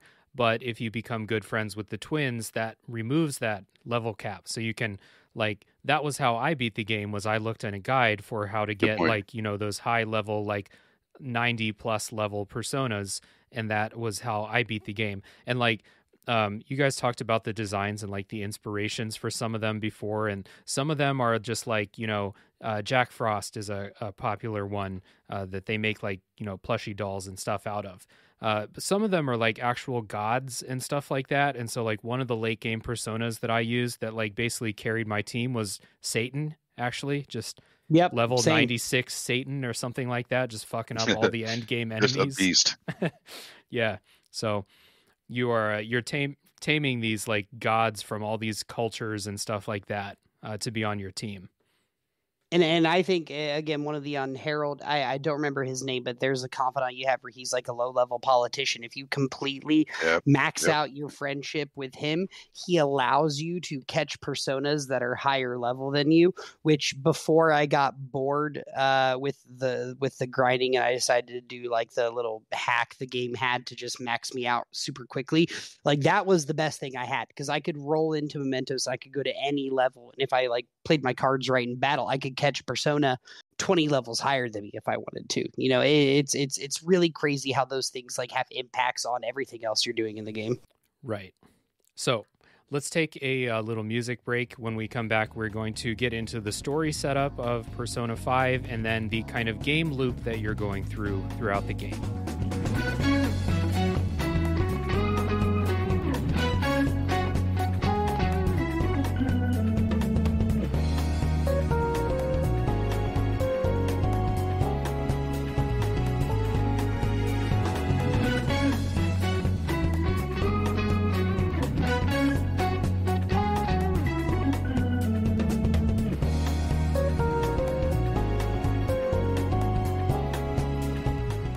Right, so story in Persona 5 begins in the middle of a Phantom Thief heist. You're in this casino, you're making this escape, and your main character, Joker, who is in Super Smash Brothers, that's how I kind of experienced him before playing the game, I think, or like very, very close to the same forget he's in time as Smash when I Brothers. played. Yeah. Joker is set up and he is apprehended while his friends escape. And you have these characters coming in on the radio. You have no idea who they are yet, but Joker gets arrested. He's taken to jail, and then you are taken back in time. And you have this, I think you have a scene in an interrogation room with the prosecutor, and you're taken back to the past, before this casino heist gone wrong, before this timeline with the prosecutor. Throughout the game, you'll have these scenes in this interrogation room. So like, you know, at the beginning of the game, Joker got caught. He's in an interrogation room, but it's kind of told non-linearly. Like you're playing through the timeline, and then it will jump forward in time to this interrogation thing. And then the storylines will catch up with each other at some point, yada, yada, yada. So anyway, when you go back to the beginning, you are a high school student. You see this cutscene where there is a man about to like sexually assault a woman. Your character intervenes, but it turns out this man is very powerful influence-wise. He gets you arrested, framed for a crime, and the kind of weird setup, like you're expelled from your school and they send you to Tokyo to, like, you know, away from all the distractions, where I feel like Tokyo would be the worst place to go if you're some high profile cocaine criminal. there. Very You know? Tokyo Drift vibes. It is very Yeah, fast, furious. very Tokyo Drift ludicrous vibes. Yeah. So anyway, you're sent to Tokyo, and you are set up at this academy, and you meet a group of friends. And the game kind of begins with this asshole volleyball coach / teacher at the school, who is part of the backstories of a lot of your early party characters. And so the students are walking to school one day, and this mysterious app appears on their phone that allows them to traverse the metaverse, which is something that I'm very sad to say that corporations and stuff are co-opting now, the idea of a metaverse, but a supernatural realm born from people's subconscious desires. And by entering the metaverse and these kind of mind palace type things, the characters are able to influence a change of heart in these bad people. So I won't go any further into like the type of people that we're getting into, but this is the setup for the story without any spoilers. What did you guys think of like this setup and how they continue with it throughout the game? One of the like the really like one of the themes that resonate with me, even as like a 33-year-old man playing this game, is like, okay, so the kind of the main concept behind like what the Phantom Thieves, which is what they call the group of people, or is what they call themselves, they're influencing social change. You know what I mean? Like they have their finger on the button to influence society by doing it through these like smaller palaces of influential people who have the ability to change. And in the first level, it's small scale. It's the high school. This is the problem we have to deal with. Let's get this figured out. And then it gets bigger and bigger and bigger. But I really like how I'm trying to sound like a douche here. I really like how like progressive like thematic structure of the game is, where it's like you're a group of kids who are being brought down by the generation above you, and you are 100% certain that you had to do this to influence the social change to make everything better for everybody. So with that, without getting into spoilers, like we're talking about how the story in general, I really think it's cool that like behind the mask, that it's really all about like influence and social change, and like leaving that sort of impact on society and not themselves. Yeah, 100%. I definitely think that like the focus on adults that are fucking it up for everybody, and like this like newfound power that your character group has in the game, like you suddenly figure out like, hey, we can actually change what these people are doing. We can actually make them see the error of their ways and stuff like that. And I think that's really cool. One thing that I think is cool is that this game goes into some subjects that are not typical of JRPGs or as far as I know, Japanese games in general. From what I've played, Persona is the only one that's kind of delved into this kind of stuff. Usually, when you think JRPGs, you're thinking of stuff like Dragon Quest or Final Fantasy. You're trying to stop Kefka from destroying the world. This is not the story setup that you have in Persona 5. It's a much more real world thing. I mean, the game takes place in Tokyo, and if you've ever been to Tokyo, you'll recognize like they have fairly faithfully recreated what some of these big landmarks or like Tokyo neighborhoods are like. And so this is not a like, evil clown is trying to destroy the world in Final Fantasy VI or, something like that. This is a much more like real world story, but it obviously goes into fantastical stuff.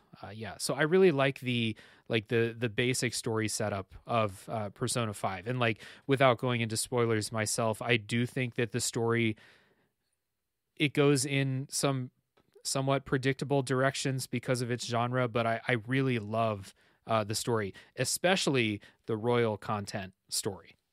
Yeah, I haven't got a chance to try the royal content personally, I wish I had gotten a chance to. But again, I still enjoyed what I got to play. But it really could basically just feel like a modern day Robin Hood, like as far as social goes. You basically just kind of take the power out of the strong hand and putting it into the or giving the power back to the people essentially. And this, instead of it being money, really is just kind of like the socialist power, which really is represented well in I feel like in that Japanese aesthetic, because when it comes to, I mean, money's power, but they're really about respect and things like that. And holding over people if you have it. So I feel like that was very much brought up here. Like you said, expected in some points again because of again if it's Robin Hood, we've all seen that.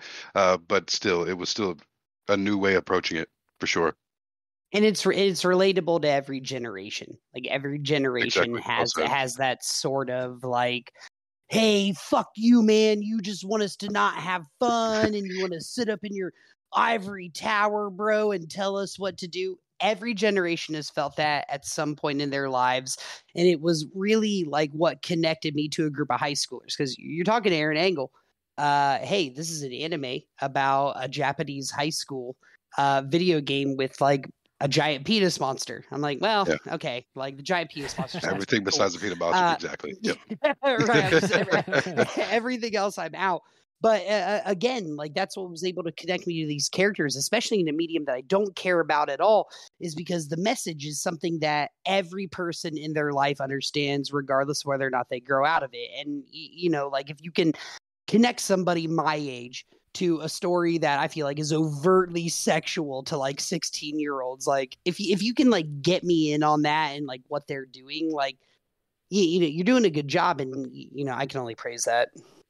Yeah, I definitely think that like no matter your age, us recording this podcast, and I would assume everyone listening to this is in a position where like there are things happening in the world that you don't like, but you literally do not have the power to do anything about it. And in Persona, these characters do have the power to do something about it. And so they, you know, take this responsibility upon themselves to do what they can. And, you know, sometimes it works out for them. Sometimes it doesn't, obviously. And throughout a 120-hour game, there's a lot of story twists and turns for that role in particular. There is some, there is too much sexuality in this game, I think, due to the fact that these are high schoolers that are the main characters in here. Some of it is used thematically very well in the story. Some of it is just like, we're going to have this scene where all of these high school girls are in bikinis and we're going to make them look very sexy. And there's a lot of that. And especially like, I don't know. Which is more acceptable in their culture, to be honest, but yeah, for me personally, especially as a high school teacher, when I saw that, I was like, gross. Come on. A little cringy. Yeah, rough. It is a little cringy. She's you know, she's 17. Like, come on. There are plenty of adults in the game if you want to put them in bikinis. That's some cool. of them are like 14, 15. Yeah, exactly. I definitely think when it comes to that, one thing is it is sometimes you're like, when you really think about the age, it's true. But I never feel like they linger too long in any of those aspects to make it to where it's just like, okay, this is getting uncomfortable. You're like, okay, you think about it, and then by the time you've thought about it, you're usually on to the next scene, which I could appreciate about it. And I'll say that Strikers gets weird. Strikers takes it. Again, though, the culture, the Japanese culture, they have no problem when it comes to the anime side of things. They get weird real quick. So again, it is kind of part of that culture, especially when it comes to like the schoolgirl thing. But again, as far as I'm concerned, I'm just from my experience, and you know, not just the schoolgirl thing. There are adults that also want to have sex with the main character, who is like a 16 or 17-year-old boy. Yeah, true. So there's a relationship going even around like both ways, you know, like the doctor and stuff, and you know the main character's like, she's like, why don't we go in the back room, you know, and the main character's like, ma'am, I'm 15. So. Right. No, I was like, let's do it, because Ayrton's totally right. There's like a 20. She went to medical school. She's a doctor. She's 26 minimum, and she's like, minimum. What up, joke? Your teacher who has a storyline where she's like a call to the house maid. Yeah, the one name I remember. She even brings attention to the fact that there is a difference in age. I'm your teacher, and your boy, you could literally respond with, "I don't care." Yeah, right. which I did. That's the fun of it. They at least comment on it a little bit, but the game. So like they're aware that some of these things are weird, but there's a lot of sexuality with like teenagers, and again, some of the story content does that very well. They handle it in an interesting way, in a way that like serves the story. Some of it is just like, this is a cultural thing. We're going to have a scene with all these 16-year-olds in bikinis. So anyway, Yes. the main character is you can make a custom name for your character. So I named mine Rolando, which is my go-to name because I picked it for a character Solid. like 10 years ago, and I can't think of new character names. All my Dark Souls characters are Rolando or Rolandito or something like that. I dig that though. But they call your character Joker. That's his code name. Interesting, the canon name for the main character is Akira Kurusu or Ren Amamiya, depending on which call him wiki you Ren. read. Do they? They call him Ren in the game sometimes. Yeah, I thought it was just like one of those like titles that I didn't understand. But yeah, they call Joker that a couple times during Angle-san. the game. Yeah. I'm not gonna do this. Yeah. But So yes. anyway, But you that want is to. your main character. You give them a custom name, but they will be referred to as Joker. There are 9 other playable characters in your party. In the Royal version, I'm not sure about the base game, how many of those characters actually become party members. But the thing about your party members is you can only have 4 in the main party at once, and you have to switch them out, and they all have different battle strengths and weaknesses, especially with elemental attacks, or like Morgana, who's the cat, is more of a healing and support type character. Ryuji is like lightning and physical attacks. So you will have to choose who's in your party based on like what you're going to come up against in the dungeons that you're going into. There are other characters throughout the story that are your confidants, which we've talked about. And with your confidants, you're hanging out, talking, managing social relationships and stuff like that. And there is a romance option for most of I think it's only the girls in the game. I don't think you can romance any of the boys. No, you can't romance Yusuke no matter how much you want to. no matter how much you dig his koi boy aesthetic. He's a good painter, man. Yeah. So anyway, what did you guys think of the main cast of characters in the party? Well, like clearly, like everything that is ingrained into my body is telling me I should hate all of these characters because they're anime characters, but I liked them a whole lot. Here's the real question is, did you romance somebody? And if you did, who did you romance? Dave, gotta know. That is true. That's the most important question. All right, so let this be known that I hate romance options in games, and if it's an option, I will almost never do it. Never. But in Persona, by the end of the game, I was like, I should just do one and see what it looks like. So I did it with On. So I did it with On, but I did not do it out of a love for romance options in games. I think they're boring most of the time. Stardew Valley? Fuck that. I'm not getting married. I'm making a farm by myself. You sound like a fucking fool right now. First off, Morgana had a crush on. Like, when you're going to make your best friend feel like shit, like one. You know he Morgana's is. a cat. Morgana can get over it. He's a cat. Literally a cat. Sure, but that's your You're best not sure friend. at first. Yeah, it's true. That's your A1 from day one. We don't have to contextualize this. Okay, so you picked On, which means you hate your friends. Okay. Yes. You didn't marry anybody in Stardew Valley, which means I can't talk about it, but like that's really weird to me. So I'm like, if there's a romance option, I'm automatically like, all right, who's the hottest and coolest? That's the So only I thing went, you'll talk about. I went Makoto, like 100%. Like the way I looked at it with Makoto was like, well, you know what? Like she's really smart and she's got the ins with like a lot of city officials. Like this woman could take care of her. Like, so I went Makoto. A lot of the city officials, very funny. Makoto. I think it's Makoto. That's who I went with. I was all about baby girl, the medical chick. She the was doctor. giving me very hard emo vibe. Yeah. Like I said, I can't just ignore a white woman in some black boots. It's like a toward like black. I'm sorry, I'm there every time. Bro, me neither, bro. She got all the drugs you want. She's got She's all got- the I drugs you want. and her, bruh, like I said, She's she's had a got good all the heart. drugs, and she's going to be going to prison soon for statutory Oh, rape. But 100%. 100%. Well, hold on, though. Maybe though, the drugs keeping them lips locked. So I'm just saying, Straight up. she feel like she's also got good decision making and good way of covering her tracks. So she's an intelligent woman, and she's about that life. So Yeah. yeah, I that's who I ended up going with. And it was tough for me not to just. I actually, if I'm being completely honest, I ended up charming. Don't judge me, but Yeah, like several 6 women. people. Yeah, If I'm yeah, going yeah. to keep it all, and they literally come up saying, "Hey, you are in a relationship with a Yeah. different woman," and I was just like, "Click, Yeah. yep, thank you," and I Yep, will take straight that. up. Yeah. So, And that's the funny thing. yeah, There's a not scene on what does that say about me? Valentine's Day where if you are girlfriends with more than one person, it's like Valentine's Day comes around. It's like, who are you gonna hang out with today?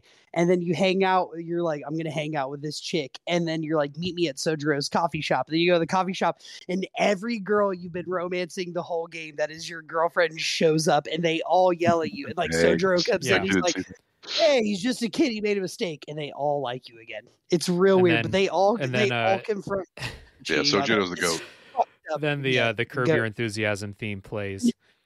100%. Yeah. So that is like the basic story setup and like your character group. You have I think the main cast of characters is very likable and they're pretty diverse, even though I don't know, some of them get real stereotypy, tropey, like within anime and just Japanese games in general. Like That's one thing I was going I to say. When you like- have that many I like characters all as of they them, have, but yeah. yeah, when you have as many characters as they have as options to play, I feel like it's kind of hard not to eventually just kind of hit a notice for something you've already seen before. But one thing I did want to mention because of that, actually, before we go, is just one thing I loved about the, I guess, battle system or the flow of the game is that fact that you could switch your teammates out pretty much at any time, kind of like a Final Fantasy X style, although you could do that like mid battle. And eventually, there actually you could do that if you built a relationship long enough with one of the strategists or one of the characters in the game. You could kind of switch your character out like in mid battle, which I loved as well. Although with Joker, it kind of felt a little unnecessary. But there was times when maybe you ran out of mana, you just needed some help with an element you didn't have, or the case was, it was nice to be able to you needed a switch body. out at least after battle to be like, okay, well, I see a lot of this element. Let me switch to this other character. I ran out of mana, health, whatever the case is. Let me switch this to a backup. It made it to where you were playing all the characters. So you didn't feel like there was just one set of characters for me that I just always playing. Although I played some more than others, but I usually would switch out to somebody else at one point or another, which again just helped me connect with all the characters at some point more than other games. Yeah. And one thing that's really good, just a quick mention, quality of life thing from modern turn-based RPG is that if characters are not in the active battling party, they still get experience, which is Right, which Yes. is nice. It is I've completely gone back agree. and tried to play like some old Pokemon games, and it's like, the one that's not actually fighting doesn't get experience, and I'm like, Jesus, why? Why is The grind I cometh. need Magikarp to That's where the level grind up. started for me, though, bro. That's We the throw Pokemon it. games. They brought it out of it. Yep. Shoot. yeah? And, So and there is a confidant that lets your characters gain more experience when they're not in your party. yeah. There is, So- yes. Anyway, music break. When we come back, we're going to talk about, we've been mentioning confidants and stuff like that. So we're going to talk about what it's like to play the game and the two halves of it, which are the life sim and then the palace, the dungeons. So we will be back.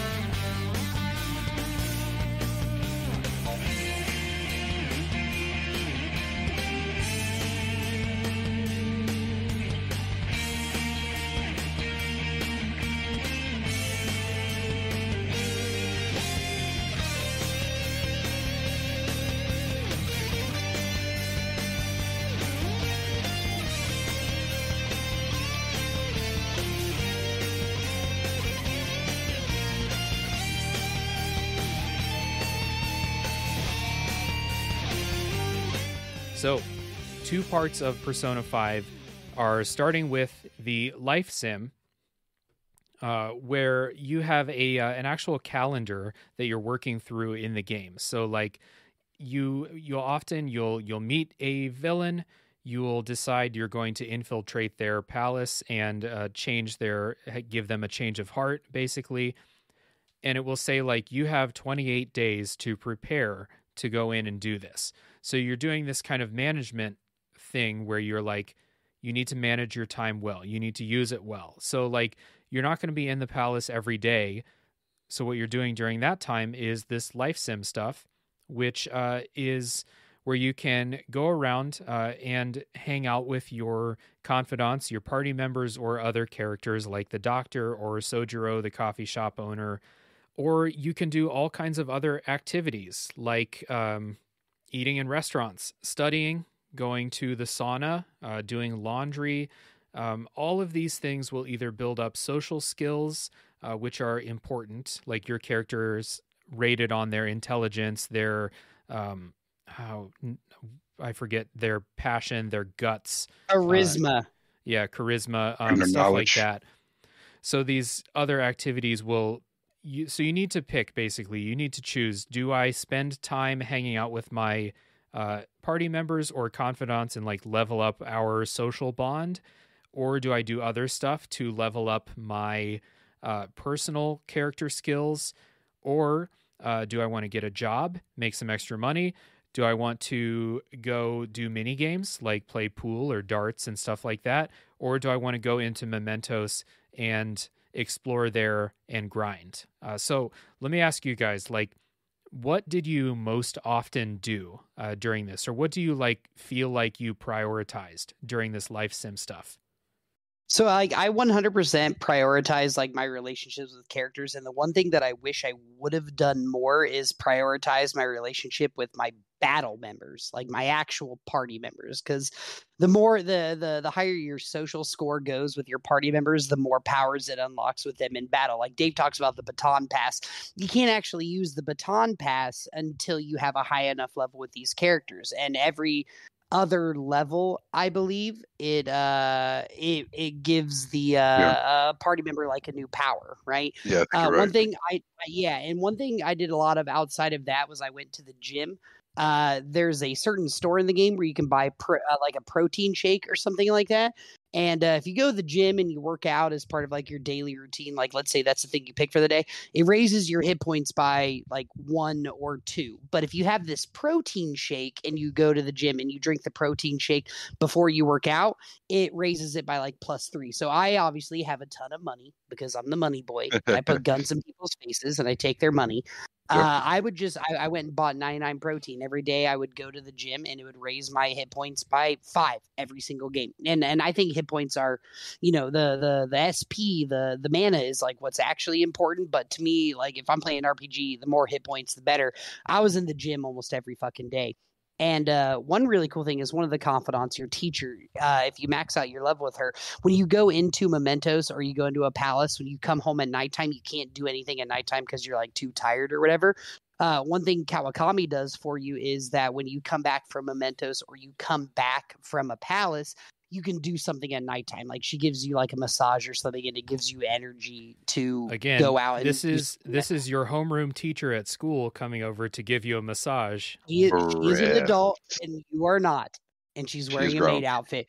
But like, if I'm giving that option, I get one more thing to do at night. I go to the gym, 5 more hit points. You do that over the course of like 4 months, you probably have 1,200 more hit points than you would if you never would have done it. So like there's Dave's right. There's a lot of different things you can do. And if I could give anybody any advice that's going to pick up this game, it's to really like look into your relationships with your party members, because that gives you the biggest advantage. But the hit points thing, man, that was the one I was like, oh, I get free hit points just by going here. I'm in. Yeah, and I'm one who's always been one about balance. So I'm always trying to do a little bit of everything. I like to experience at least a little bit of everything, and then some things, if I weigh their importance and then kind of put a little more effort into them. And I do agree that I wish I had just decided to put a little more effort into my battle members, because again, what the biggest thing is, he's right. It does make it really. It makes them way stronger. So when you get your personas, when you get them, if you decide to fuse them, if they're in alignment with like one of your confidants, like they get like a certain. It's just like astrological sign essentially assigned to them. And if the persona matches that, then you get like a huge bonus when you fuse them. So you can get, give one of your personas like 10, 15 levels, 20 levels of bonus just by fusing them because of that. So there's a lot of little tiny things you can do to really, again, just personalize your style. You can really put a lot of time into the game. It's so easy to put so much time in the game. It really is so simple because you can get to each aspect. But again, I spend most of my time just doing a little bit of everything. I got at least one confident up to max level. One of my homies at least max level, and I kept it like that for the most part. But I do agree. I wish I had focused a little more on my battle members because mainly I would like to see what their final persona form looked like. But they are just incredibly helpful. Yeah. So I'm totally with you. I also wish that I spent more time leveling up social bonds with the actual party members. So what I did is there's this restaurant in town, this burger place that has this eating challenge. And during the day, it's broken up into like morning, lunchtime, and evening. Usually morning and lunchtime are taken up by going to school. So after school, you can choose like one thing that you want to do. Or like maybe there's a nighttime also. So it's like maximum one thing or two things you can do on most days. So there was something in the game. So doing this burger challenge raises your guts skill. And there was something in the game where I needed a high guts skill in order to do it. And it was like a side shop or something like that. And I got in my head. It's the gun store. Yeah, it's the gun store. And like, I got in my head, that sounds cool. I need to raise my guts score. So I went to this burger place probably like 50 times throughout the game. And I maxed that place out. I ate the giant burger throughout the course of the entire game, raising that guts score. And instead of spending time leveling up my party members, that's what I did a lot of times. And I kind of regret doing that because leveling up your party members fully evolves their persona if you max it out. And there's a couple of them. There's one, I'm not going to say who they are because it's a spoiler, but you do get a kind of like operator in your ear as you're doing these palace infiltrations, and they're one of your party members. Maxing them out gives you like a huge boost in battle. Very, very helpful battle skill, but I didn't do it. And it by the time I found out about it, it was way too late.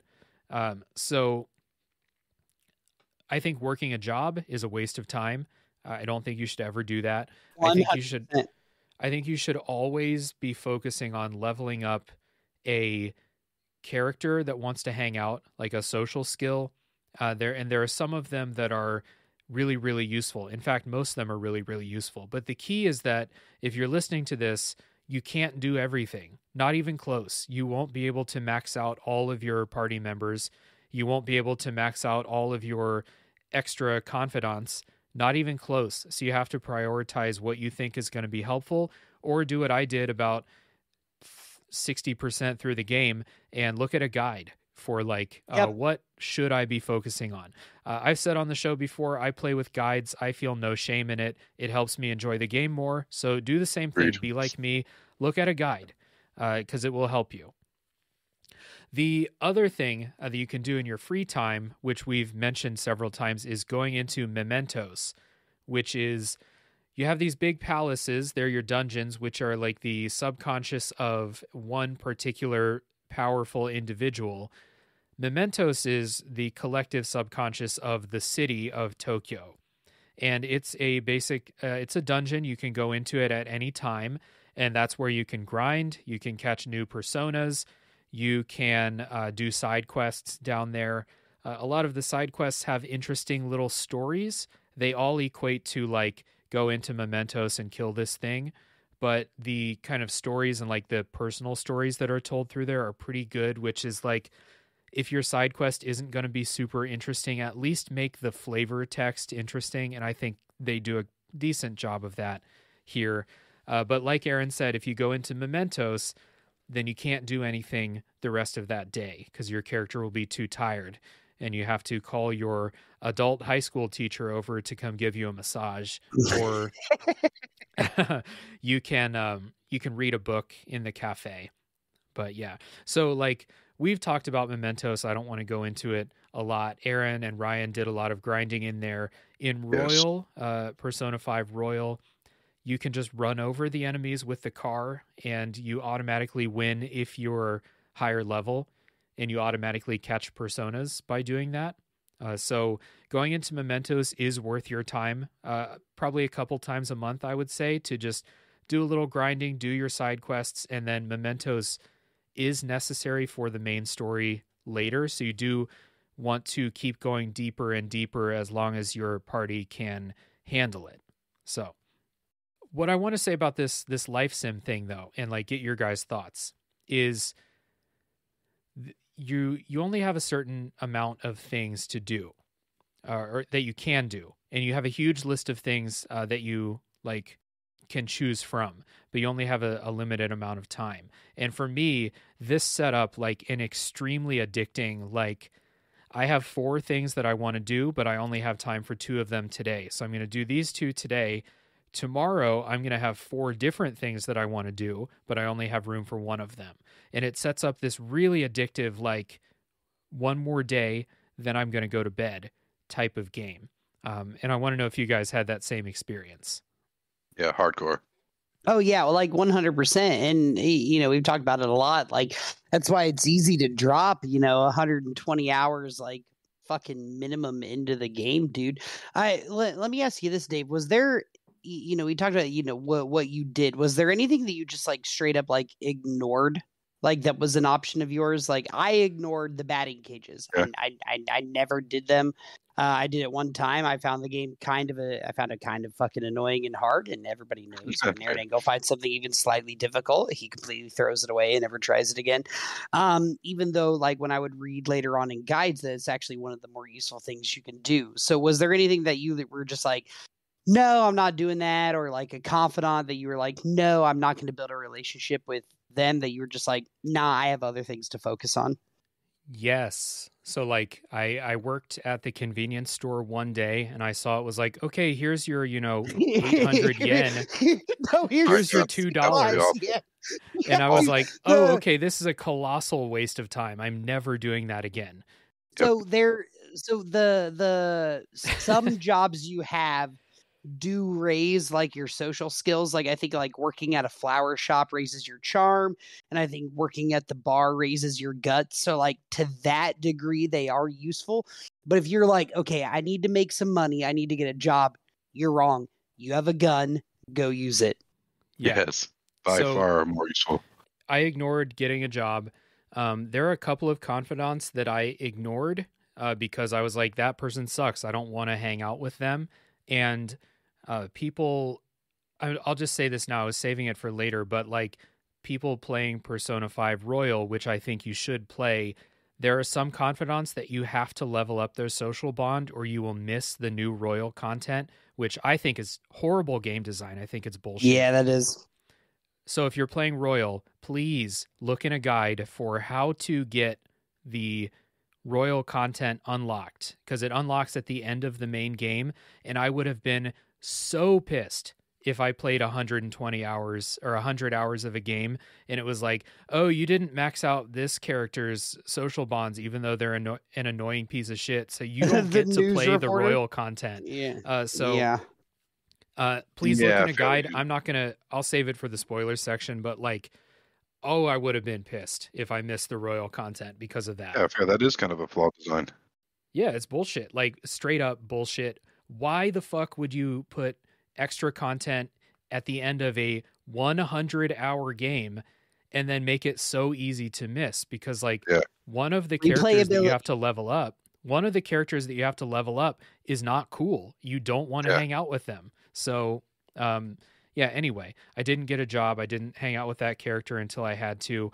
I didn't do the batting cages either because the mini game sucks.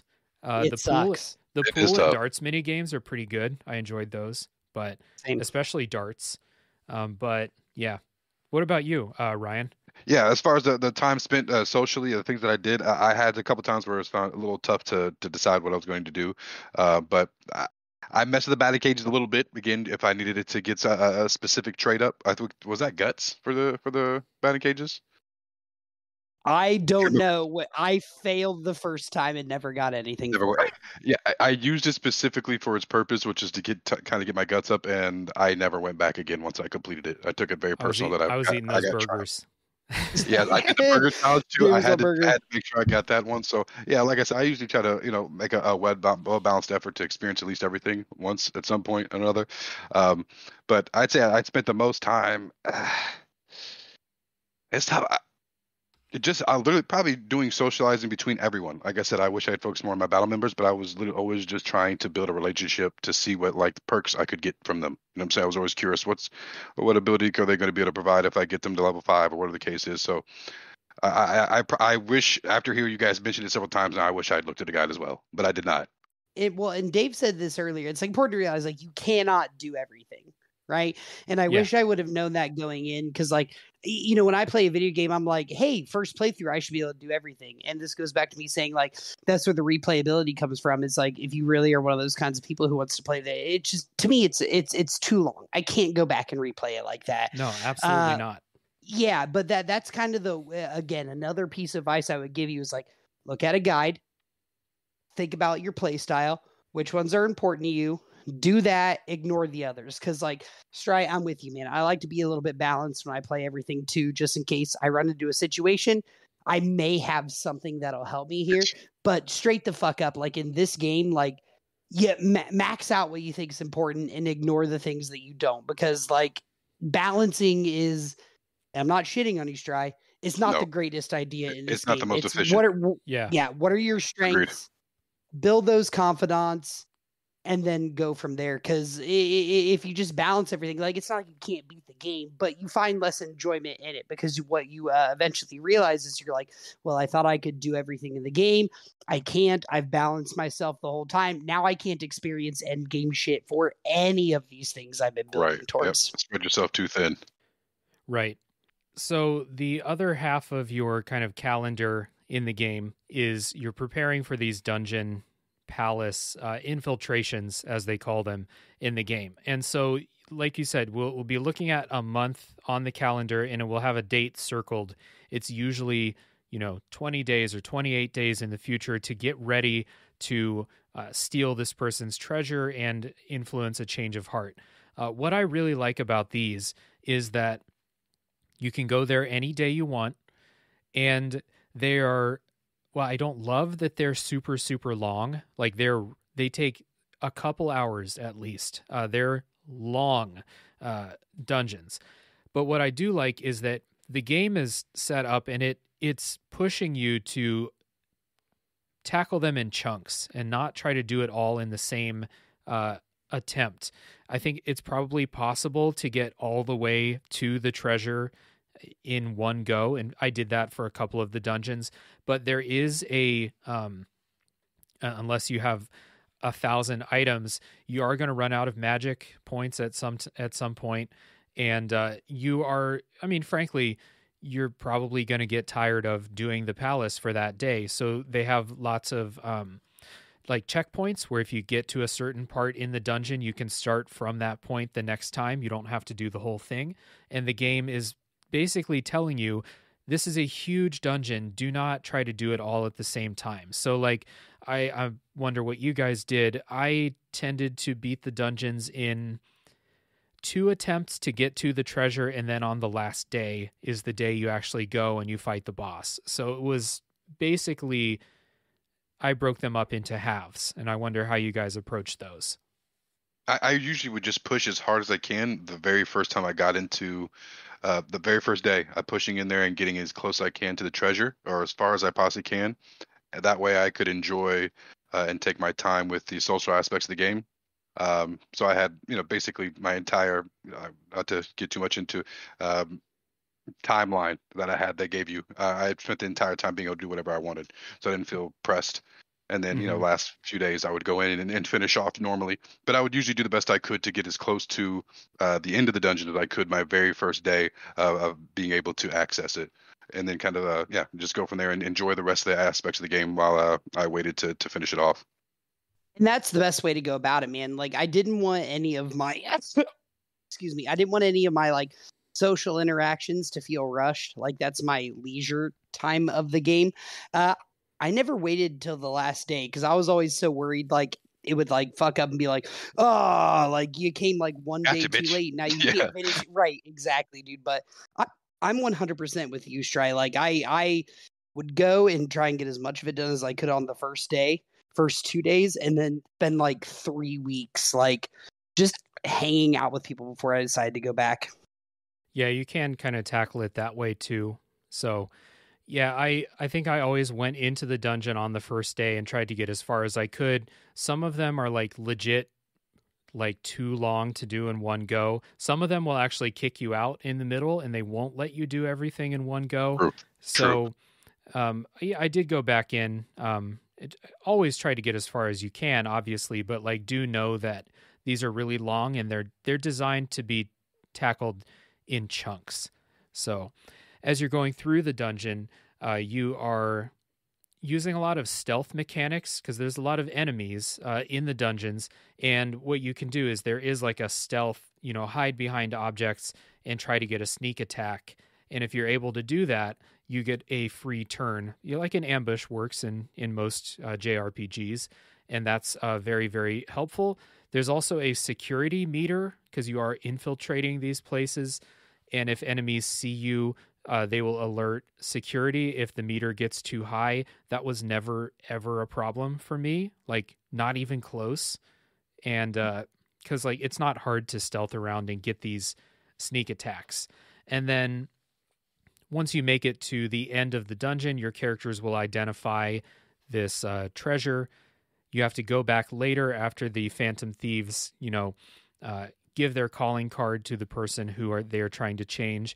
And then you fight the boss. And we've talked about the bosses a little bit already, so I'm not going to go too deep into them.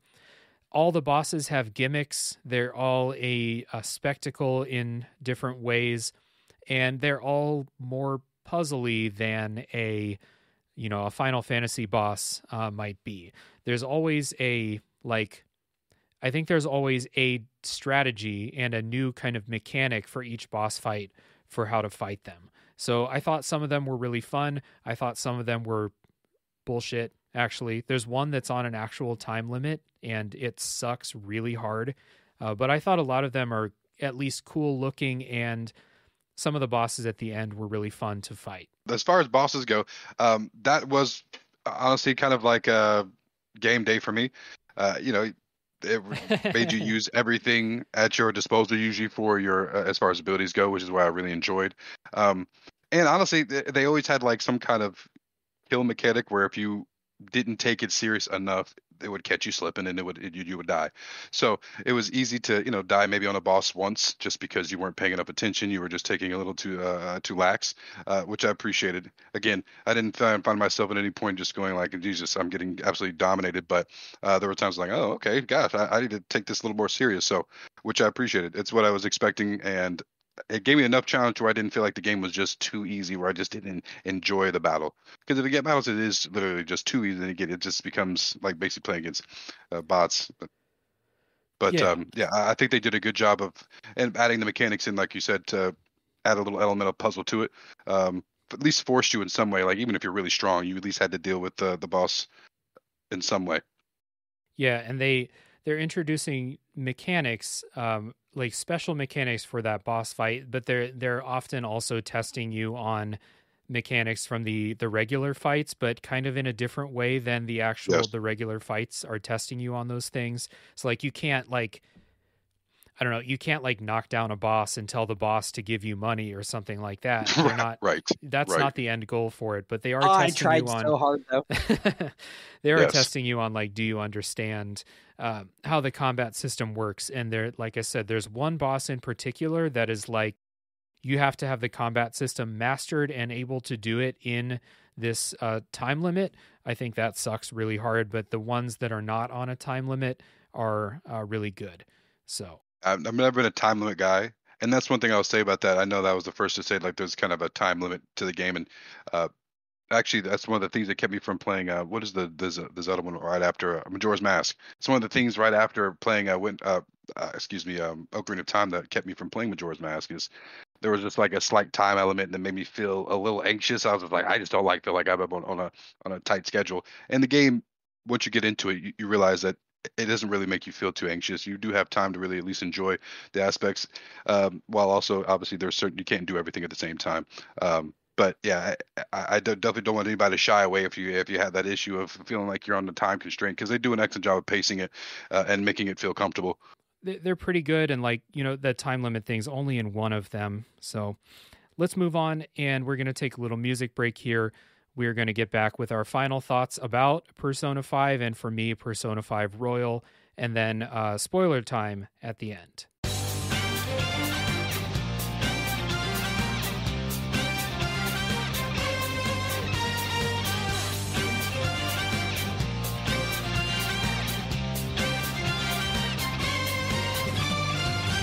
We're rolling deep into your underground creep. Though they sent a prior notice card for you. We wanna make this party you don't wanna skip. Gonna be a show to remember. Take over, start to put you down. Make over, nothing's gonna take away. My life was over when it started with that shoe. The thought was walking, I'm getting names over. All right, so time for final thoughts and giving our kind of like summary opinions for people who haven't played Persona 5, or I mean, people who have played, of course, too. But Ryan, we'll start with you. What do you want people to know about Persona 5? Don't make the same mistake I did. Don't allow the initial aesthetic. If it just, if it doesn't catch your attention just purely by looking at it from the outside, give the game a shot. If you're into the genre at all, if not, then I think you would be surely missing out, as I did. Okay, Aaron, how about you? Well, I would say if you're just, I'll keep this short. If you're a fan of like JRPGs, it is arguably the best one ever made. I think Final Fantasy 7 and 6 and maybe even Tactics have much better stories and really fun battle systems. But if you want to look at like mechanically the greatest JRPG I think that has ever been made, it's Persona 5. If that's something you even might seemingly be interested in, you have to play it, because it's one of those games that I haven't played this game in like a year and a half, and I'm able to still talk about it legibly. Like it is worth your while if you're into something like that. Yep. For me, this is a Pantheon level JRPG. Like if we were to do a top 3 JRPGs, I think this is a very strong contender. Like, I don't know if it's like a shoe-in for the list, because I have a lot of like sentimental attachment to a lot of older JRPGs, but like objectively, this is modernizing JRPGs and turn-based combat in a way that like I think the genre really, really needed. So this is among the best, at the top of the mountain for sure. And again, like turn-based combat is something that like the older games that have turn-based combat can get boring, like straight up. And the combat in Persona 5 in general is never, ever boring. It's a long-ass game, but the hours just melted away while I was playing it. And yeah, I don't know. Like, I know you said like you like the stories in a lot of the older games. I really loved not like the story itself, I don't think is like a great, you know, top of the line story, but it is good. And the cast of characters I think is really good. And their group dynamic is really awesome too. The way that they care about each other and stuff like that. So this is an easy recommendation. Like for people who already like JRPGs, this is like you have to play this. You know, this is one of the best in the genre if you love the genre. For people who don't love JRPGs, I think this would be a good first JRPG, because it's kind of a slow burn introducing mechanics to you as you go, and it's kind of easy to like get the hang of what it's doing, but it is really fucking long. So like we talked about it, I think that it earns its length. But if you're the type of person who is like, I don't have time or the attention to play a 120-hour game, then don't play this, because I don't think it's going to change your mind. It is still, like we said, the hours kind of fly by, but they are still real hours of your life that's going by. So like if you don't have a lot of time to play games, this is probably not a great game for you, because it just is so goddamn long. unless you want to play it stretched out over like a long period of time.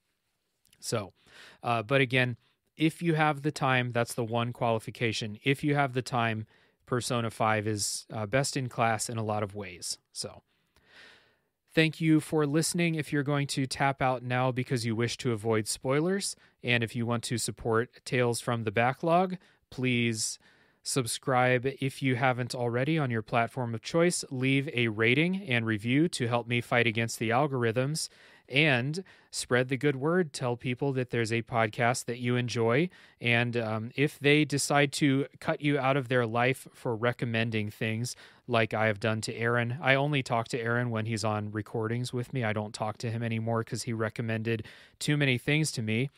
But if that happens, it's worth it, and I appreciate the good work that you do. Me and Aaron also do a podcast called A Top 3 Podcast, where we pick a topic, we pick our top threes, and then we discuss with two other buddies of ours. That podcast is a good time. Ryan was a guest on an episode about top 3 video game sidekicks, which is one of our more popular episodes. So I attribute that all to you, Ryan. And it's all that Cortana talk. Very hot. And before we kick into spoiler time, I do want to say once again, thank you everybody for listening. And we are going to take a music break. When we come back, we're going to talk spoilers for Persona 5.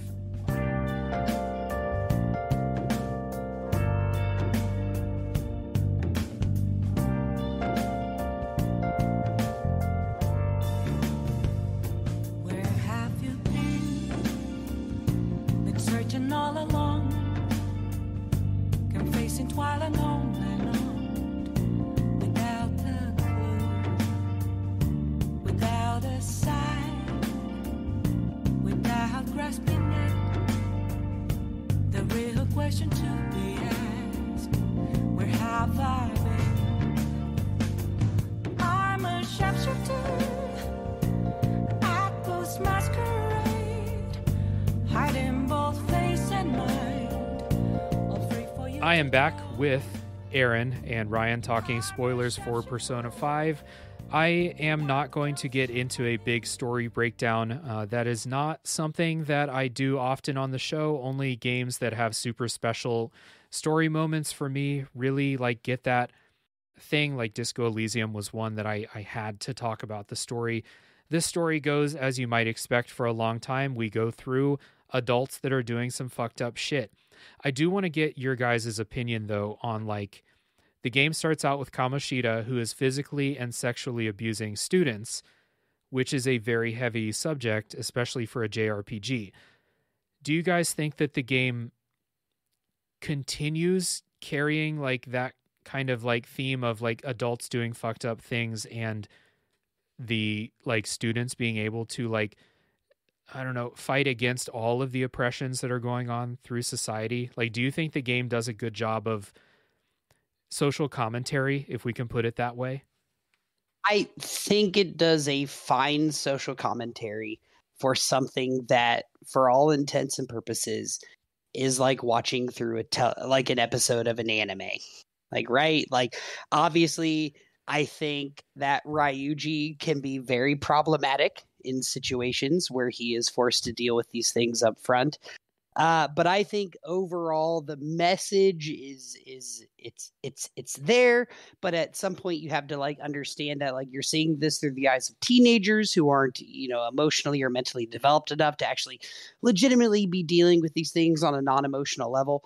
So what I would say is like, yes, they do a good job of like getting those points across as to like what you should be caring about, and most of these things are noble causes, but I'm not going to sit here and be like, this is a game that inspires something along those lines. Social change.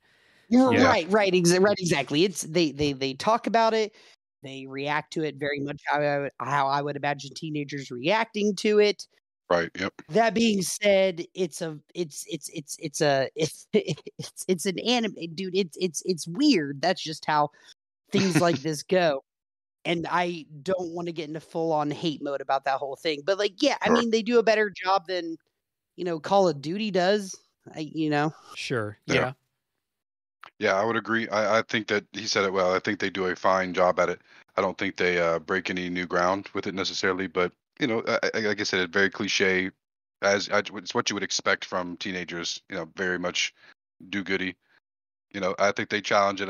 I do think one thing they do good at is there's a character in there that really kind of challenges what the asks good questions, I should say. Ask some very good questions when it comes to, I guess, being a devil's advocate when it comes to what the Phantom Thieves are, the group in the game are called, with their vigilanteism, essentially. I think they do a good job at some points of having some asking some good questions to kind of challenge you there. But again, overall, I think they do a fine job at that.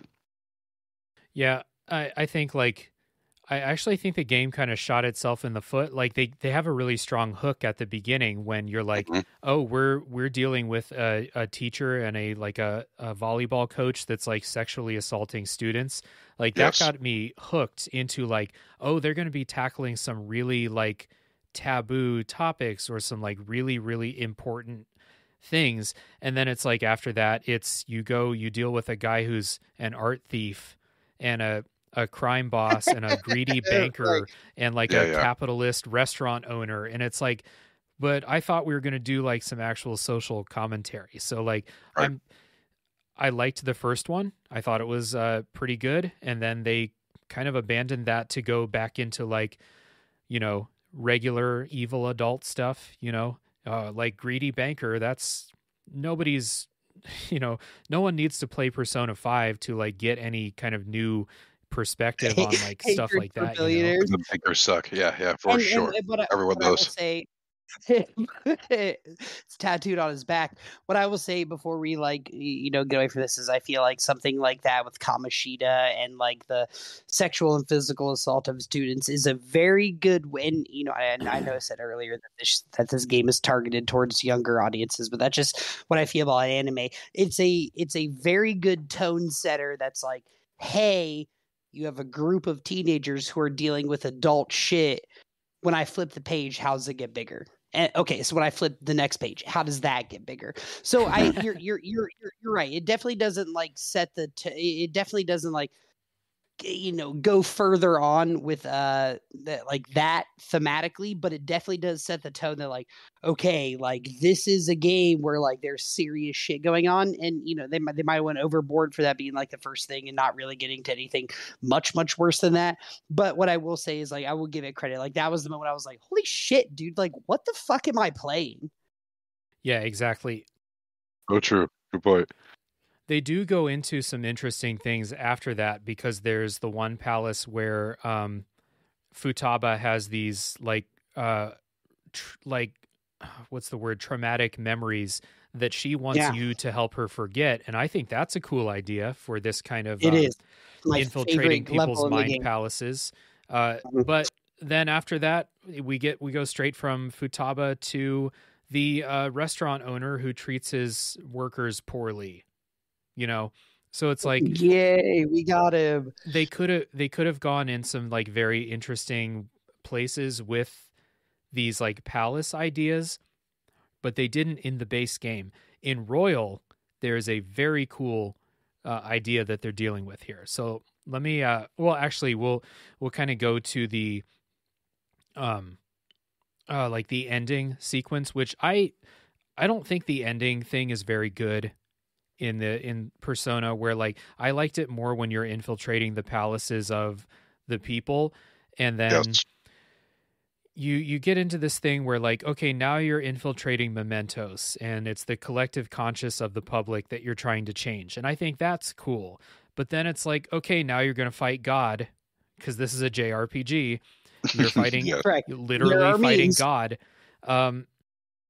As soon as it got into this and I was like, you're going to fight God, I was like, okay, all right. Like this story should have ended 10 hours ago. It was at Yeah. that point, like earlier when I said they could have cut a few chapters out and it would have been fine. I think they could have ended before you fight God. And I think they could have cut out one of those, like we're infiltrating the banker's palace, or the, Haru's dad, I guess, because it's part of her character. That was cool to be infiltrating a family member's palace, but True. Yeah. Or being on the Yeah, inside of that and having to deal with like the aspects of being a part of the Phantoms and then also getting like death threats was just like, oh damn, that's kind of yeah.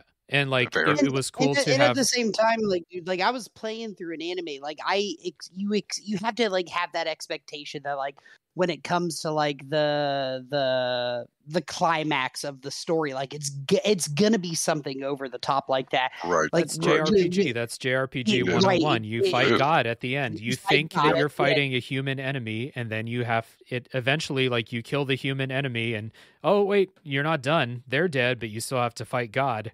Yep. One Next minute thing you're you're eating a fighting cheeseburger, next minute you're fighting God. That's what it's like being a high school student in Japan, Dave.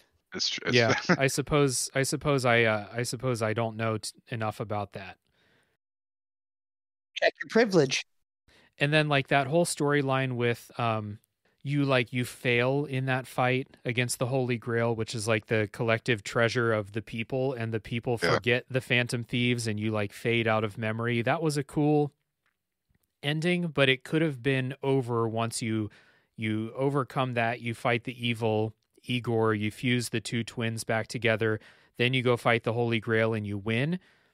It could have been over with that, if Yeah. I'm remembering that correctly. Like, you straight up do not need to fight God in this story.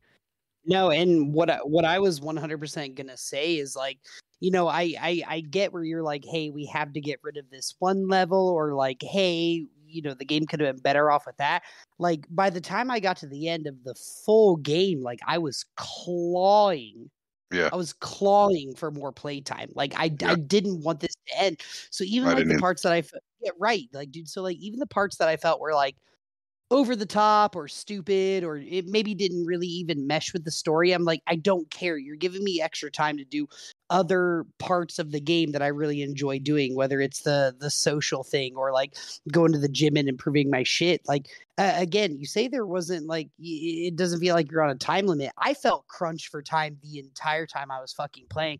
And then when I looked up the guide as well to see what I should be doing at what X amount of point a game that I was through already, like I was like, oh damn, I fucked up. I don't have enough time to do all these things. So you know, whether or not it didn't mesh with like you know the story, or it didn't make sense, or it seemed a little over the top, to me I'm like, give me more days. I don't care. I regret to this day not playing Royale, because that's an extra month. That's another semester at school. That's another palace. That's way more time to get these social things that I wanted to see, whether or not they were going to be relevant to, you know, my Right. end game or not. But at the Let me- end, I was clawing for time.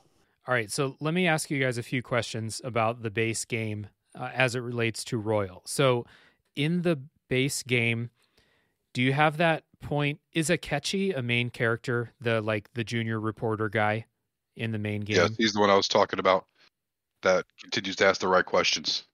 Yeah, Akechi is he's the like junior like cop as News reporter, detective. He's the junior Yeah, yeah. reporter, Extraordinaire. and yeah, he's in that in Shoots the you first in the fucking head with no mercy. right, Yeah, dude. but at the Yeah, end he no. turns evil. Yeah.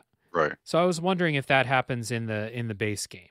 Yeah, you have to fight him eventually. And like actually like I hated him the whole game. So when it was time to like fight him, I was like, man, this man does not even know I've been in Mementos for the last 16 hours of gameplay. This nigga don't know me. dumb Yeah. He think he do. Yeah, And look at him 100%. screaming and crying. His whole life amounts to nothing because I was in Mementos while I went to bed this week. You fucking fool. So like, okay, so like that scene in the, because there's that ending where or like this fake out ending where Akechi comes into the interrogation room after Nijima leaves, and he shoots Joker and he dies. And I like when I saw that, I was like, holy fuck, is this game gonna end with like him just killing the Me main too. character, or like is the main character dead and I'm gonna have to like take the rest of the party through the rest of the game? Because that would be cool as shit. But they did like this fake out thing where they tricked Akechi into entering the metaverse without knowing, and so he kills a copy of Joker. But it was a cool fake out. Maybe I should have seen a fake out coming, but I was very wrapped up in the story. And like I've Same. said before on the show, and like just talking, you know, when I'm watching stories, I don't really like, I'm not analyzing the story or making predictions and stuff before, or like while the story's happening. So like while this is going, I'm just in the moment like, holy shit, Joker's dead. Yeah. Yep. And I'm like 100% with you. Like, so when he shoots Joker in the head, I'm like, okay, clearly Joker's not dead. He's the antagonist, like, or the protagonist, right? So, but there was also a part of me that was like, you know, what would be really fucking cool is if Joker actually died and I have to play the rest of the game without this Super Saiyan on my fucking team. Like, I agree. That was the very first thought I had. I was like, holy shit, what if the buildup of this whole, all right, we're in spoiler territory, like in Final Fantasy VII when Aerith dies, right? You're just like, oh my god, I've been fucking crushed. Like that made an impact in my life forever, decade. And like I think now the statute I think the statute of limitations on spoilers for Aerith dying is way over. That shit came out like 25 years ago. You're right. So anyway, so Akechi's a main character in the game. The school counselor, is he a main character in the base game or like an important character, or is he just a dude? Is he even there? Wait. Okay, I see what you're saying. So, which character are you referring to? Kamoshida? No, there's the school counselor. His name's Maruki. No, he's a actual counselor. I okay. don't recall that character. Makoto is like the. No, she's like the student council student president. But I'm talking about that's where like all the like a students go to in that psychologist. one. Yeah, that I don't. Okay, no, she's the one that they go to in that one. Okay, and then the other character is Kasumi, who is the gymnast. She's younger than you. She calls you senpai the whole game. No, no, I would remember that. No, you definitely remember. Okay. So anyway, so this is what's going on in Royal, and it's very, very cool. And they pull out a bunch of cool ideas. So the counselor, Maruki, this is what I was complaining about earlier, because you have to max out Kasumi, Maruki, the counselor, and Akechi. You have to max out their confidant levels. And if you don't, you just straight up miss the Royal content. And I was like, Akechi sucks. I don't want to hang out with him. So I was very glad I checked a guide. In Royal, the counselor is like a very helpful dude, and he's seeking to understand like this cognitive science, as they call it in the game, the metaverse stuff. He's trying to understand it. And in Royal, you wake up after like a break, and things are weird. Like in the game, like things are weird. So like, for example, Morgana is not a cat. He's a cute anime boy. Haru's father is not dead. So Haru's father is back. And so like you're going through this and you're like, what is happening here? Like all of these things that happen through the game, some of them are reversed, or like I said, Morgana's not a cat anymore. And what's happened is like the counselor has fully understood his this like cognitive science thing, and he has a persona that allows him to like create this illusion world. And that is so wild. This illusion world it's a cool idea because it's basically like whatever is going to make you happiest in life, that is what this illusion will show you. And so Kasumi, who is she's just around calling you senpai in the main game, you find out that she isn't actually Kasumi. Kasumi died, and it's actually her sister named Sumire who has assumed her identity. And the illusion is just making her think that she's Kasumi, basically, because she always like looked up to her sister. So you have to go through this storyline of like this illusion is better than reality for everybody. So like Haru's father is alive, you know, Morgana is a anime boy. Like all of us want to be a cute anime boy. That's what we all desire at the deepest reaches of our hearts. It's very funny that like Joker's like, in a perfect world, Morgana's a cute little anime boy. That's funny. I get it. It's like Pinocchio. Oh, actually, hold on. Does that mean you guys, real quick, did you guys pick Morgana as a boy or a girl? I think Morgana's a boy, like in the story. Morgana being a boy, but I thought Morgana was a girl for like the first half I played. No, he's for sure a boy. The kid, I thought it gives it a choice, doesn't it? Yeah. Or no? No, he's a boy, just canonically. No, you have the choice. Like, wait, you have a choice in the Make it game a where you girl or can boy, force right? somebody. No, they ask you Yeah. whether it's a girl or a boy, and if you say a girl, Morgana gets mad at you, and Oh, that's really? basically it. Fair. that's So Okay. basically yeah, it. Morgana's a boy, and throughout the whole game, Morgana had been like saying to you, like, I swear I'm a human. I'm just trapped in this like cat form. Help me get to the bottom of And you Mementos, and it will want help that for me. him. Yeah, but it never happens. He's actually just a cat. But in this illusion, he is a human because that's what he wants. He is this anime boy. And so like basically this is I like gotta the look this up. I you got to look see up what a he looks picture like. because it is That's so yeah. So this is like the thing that you're grappling with in this royal storyline is like the characters are having this conflict because everybody is happy with the new changes that are happening. It's basically whatever you wanted is true in this royal, illusion. Yeah. So it's putting up this question of like, is flawed reality better than a perfect illusion?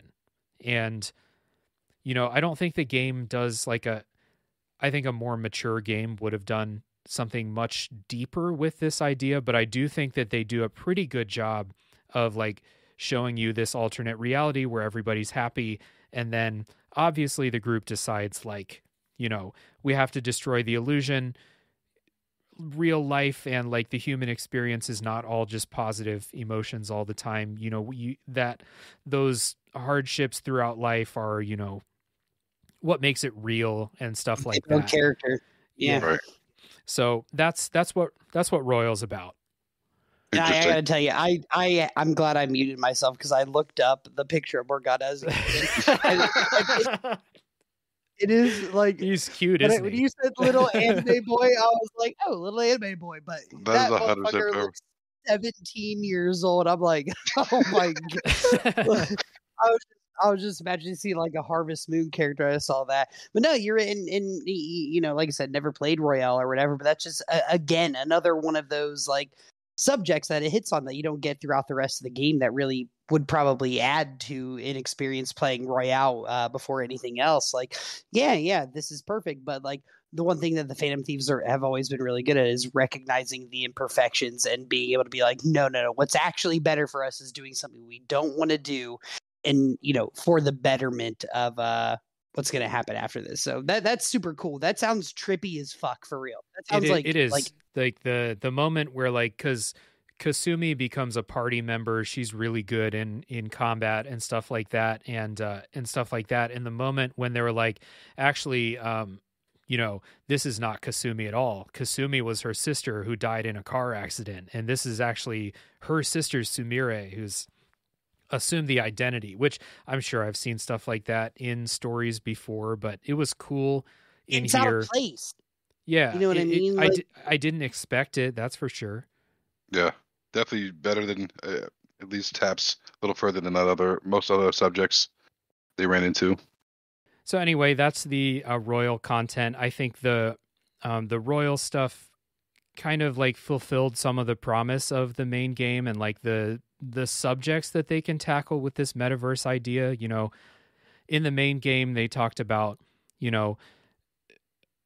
the most interesting one to me was when Futaba wanted you to like basically change her own heart so she could forget this traumatic experience. All the other, like evil adults ranged from like, oh, interesting hook with the sexual assault, taboo topic, to like, we're going to take down this evil banker, which I think is boring at this point in time. But the royal stuff was a creative idea. They built up to it. And, this is hour 100 to 120 or something like that. And I loved it. I was like, I think I played the entire royal thing in like 3 days because I just like couldn't stop. Damn. And I will say, like, my most anticipated game since I finished that game is Persona 6. Like, I know there's like, oh no my god, you know what's talk about coming. it, but bro, There like, was the minute actually. they start- Okay, cool. I believe you. I'm just saying, like, I haven't seen anything about Persona 6. I'm sure there's something in the works, but that is like the one game aside from maybe the Final Fantasy VII Part 2 remake that I'm like, holy shit, I can't wait for that to exist. And it's going to go next gen. Ooh. there's a rumor that Persona 6 is going to be on PS5 exclusively, so like we can all look forward to that. Yeah, we need And something.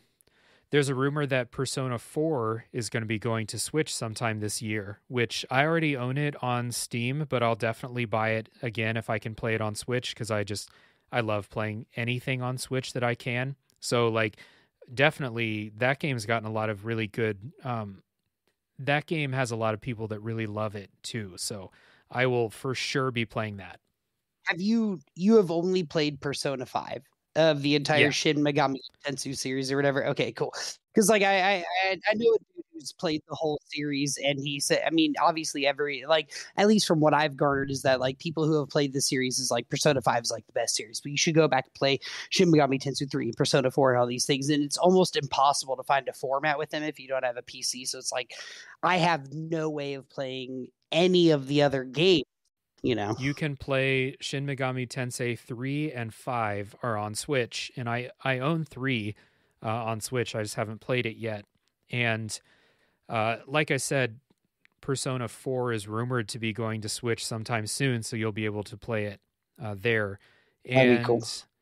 I also own Shin Megami Tensei 4 on my 3DS, but sometimes I'm a fucking weirdo where I'm like, I have, I could just play the newest one because it's probably the most modern and easy to play, but I have 3 and 4 and I have to start with the earliest one that I own sometimes, and this is one of those cases. So, but yeah, Persona 6 will be a like day one buy. Actually, because I'm I'll glad I pre-order. waited for I'm glad I waited for Persona 5 Royal. So like they're gonna do Persona 6, like whatever, like Sunshine or something like that. So I might just wait, 2 or 3 years for that version, because I can't imagine playing Persona 5 like you guys, and then Persona 5 Royal comes out and you're like, I'm not going to play that whole game again, So like kind of the same thing. Well, I wonder, is it possible if you play the first one and then you pick up like the Royal, can you play from like an old save file? Like if you've already beaten it and just add You on the additional can't. I don't content? Or No, I don't think Yeah, so. you got to start from the Interesting. beginning. Like I Fair. said, when you have a game of that magnitude that's that hard to 100%, like It is. they want you to play the game. Yeah, because Royal's not just DLC. It's like ingrained all these like quality of life things throughout the game too. So it's definitely not just like, installing a story DLC mission or something like that. Yeah, I won't lie. If I didn't look up a guide or something like that and they had it had been long enough, 2 or 3 years, the Royal version comes out, I might go back and play it again. Because again, I mean, I play Final Fantasy VII like now it's gotten a little longer, like every 5 Yeah. years, especially with the Dota. But I was playing it like once every like year for like 10 years. You know what I'm saying? Like Yeah. I would just play it so often. So if not to imagine if they actually release some DLC or something like that to add to it. But yeah, I don't know. That's fair. Well, either way, I'm going to be looking really forward to that number 6. For sure. My roommate got me Persona 5 Royale for Christmas, and I was like 25 hours into the regular Persona 5 when he gave that to me, and I was like, I'm 25 hours in. That's way too long. I'm not going to go. If I would have known this game was like 100+ hour game, I would have just been like, fuck it, I'll start over. You Yeah, should yeah, have. for sure. Yeah, for sure. But I definitely like I'm not the kind of person who replays games a lot of times. So like, I might not play Persona 6 right when it comes out, because I know they're going to do a Royal version For in sure. a couple years, and that's probably going to be the definitive way to play. So I may have to just wait and sit that out for a little bit. But I respect Anyway, that. guys, Good luck with that. yeah, As soon as But that comes anyway, out, I'm gonna guys, crack. Much love. let's wrap this up. We are 2.5 hours on. It's actually not that long for a Tales from the Backlog episode, which is weird because this is by far the longest game. But if we're not talking about story and stuff like that, too much like details of story, then that's cool. But time to wrap this one up. So, Aaron, Ryan, thanks for coming on the show again. It's been too Oh, long. yeah. My absolute fucking pleasure as always. My niggas. And once again, for everybody listening, thank you for listening this far. And yeah, like I said before the spoiler break, ratings and reviews are helpful. telling people about it, giving a subscription, following on the social media pages down in the episode description. Talk to me about Persona 5. If you want to, I'd be happy to chat about it. So Listen to that Persona 5 soundtrack. Listen to the soundtrack. Get on that soundtrack. Yeah, I mean, if you listen this far in the podcast, you probably already know how great the soundtrack is, but get back on the soundtrack. So I will catch everybody next time when we see the next game that comes out of the backlog. Bye. Bye. Bye.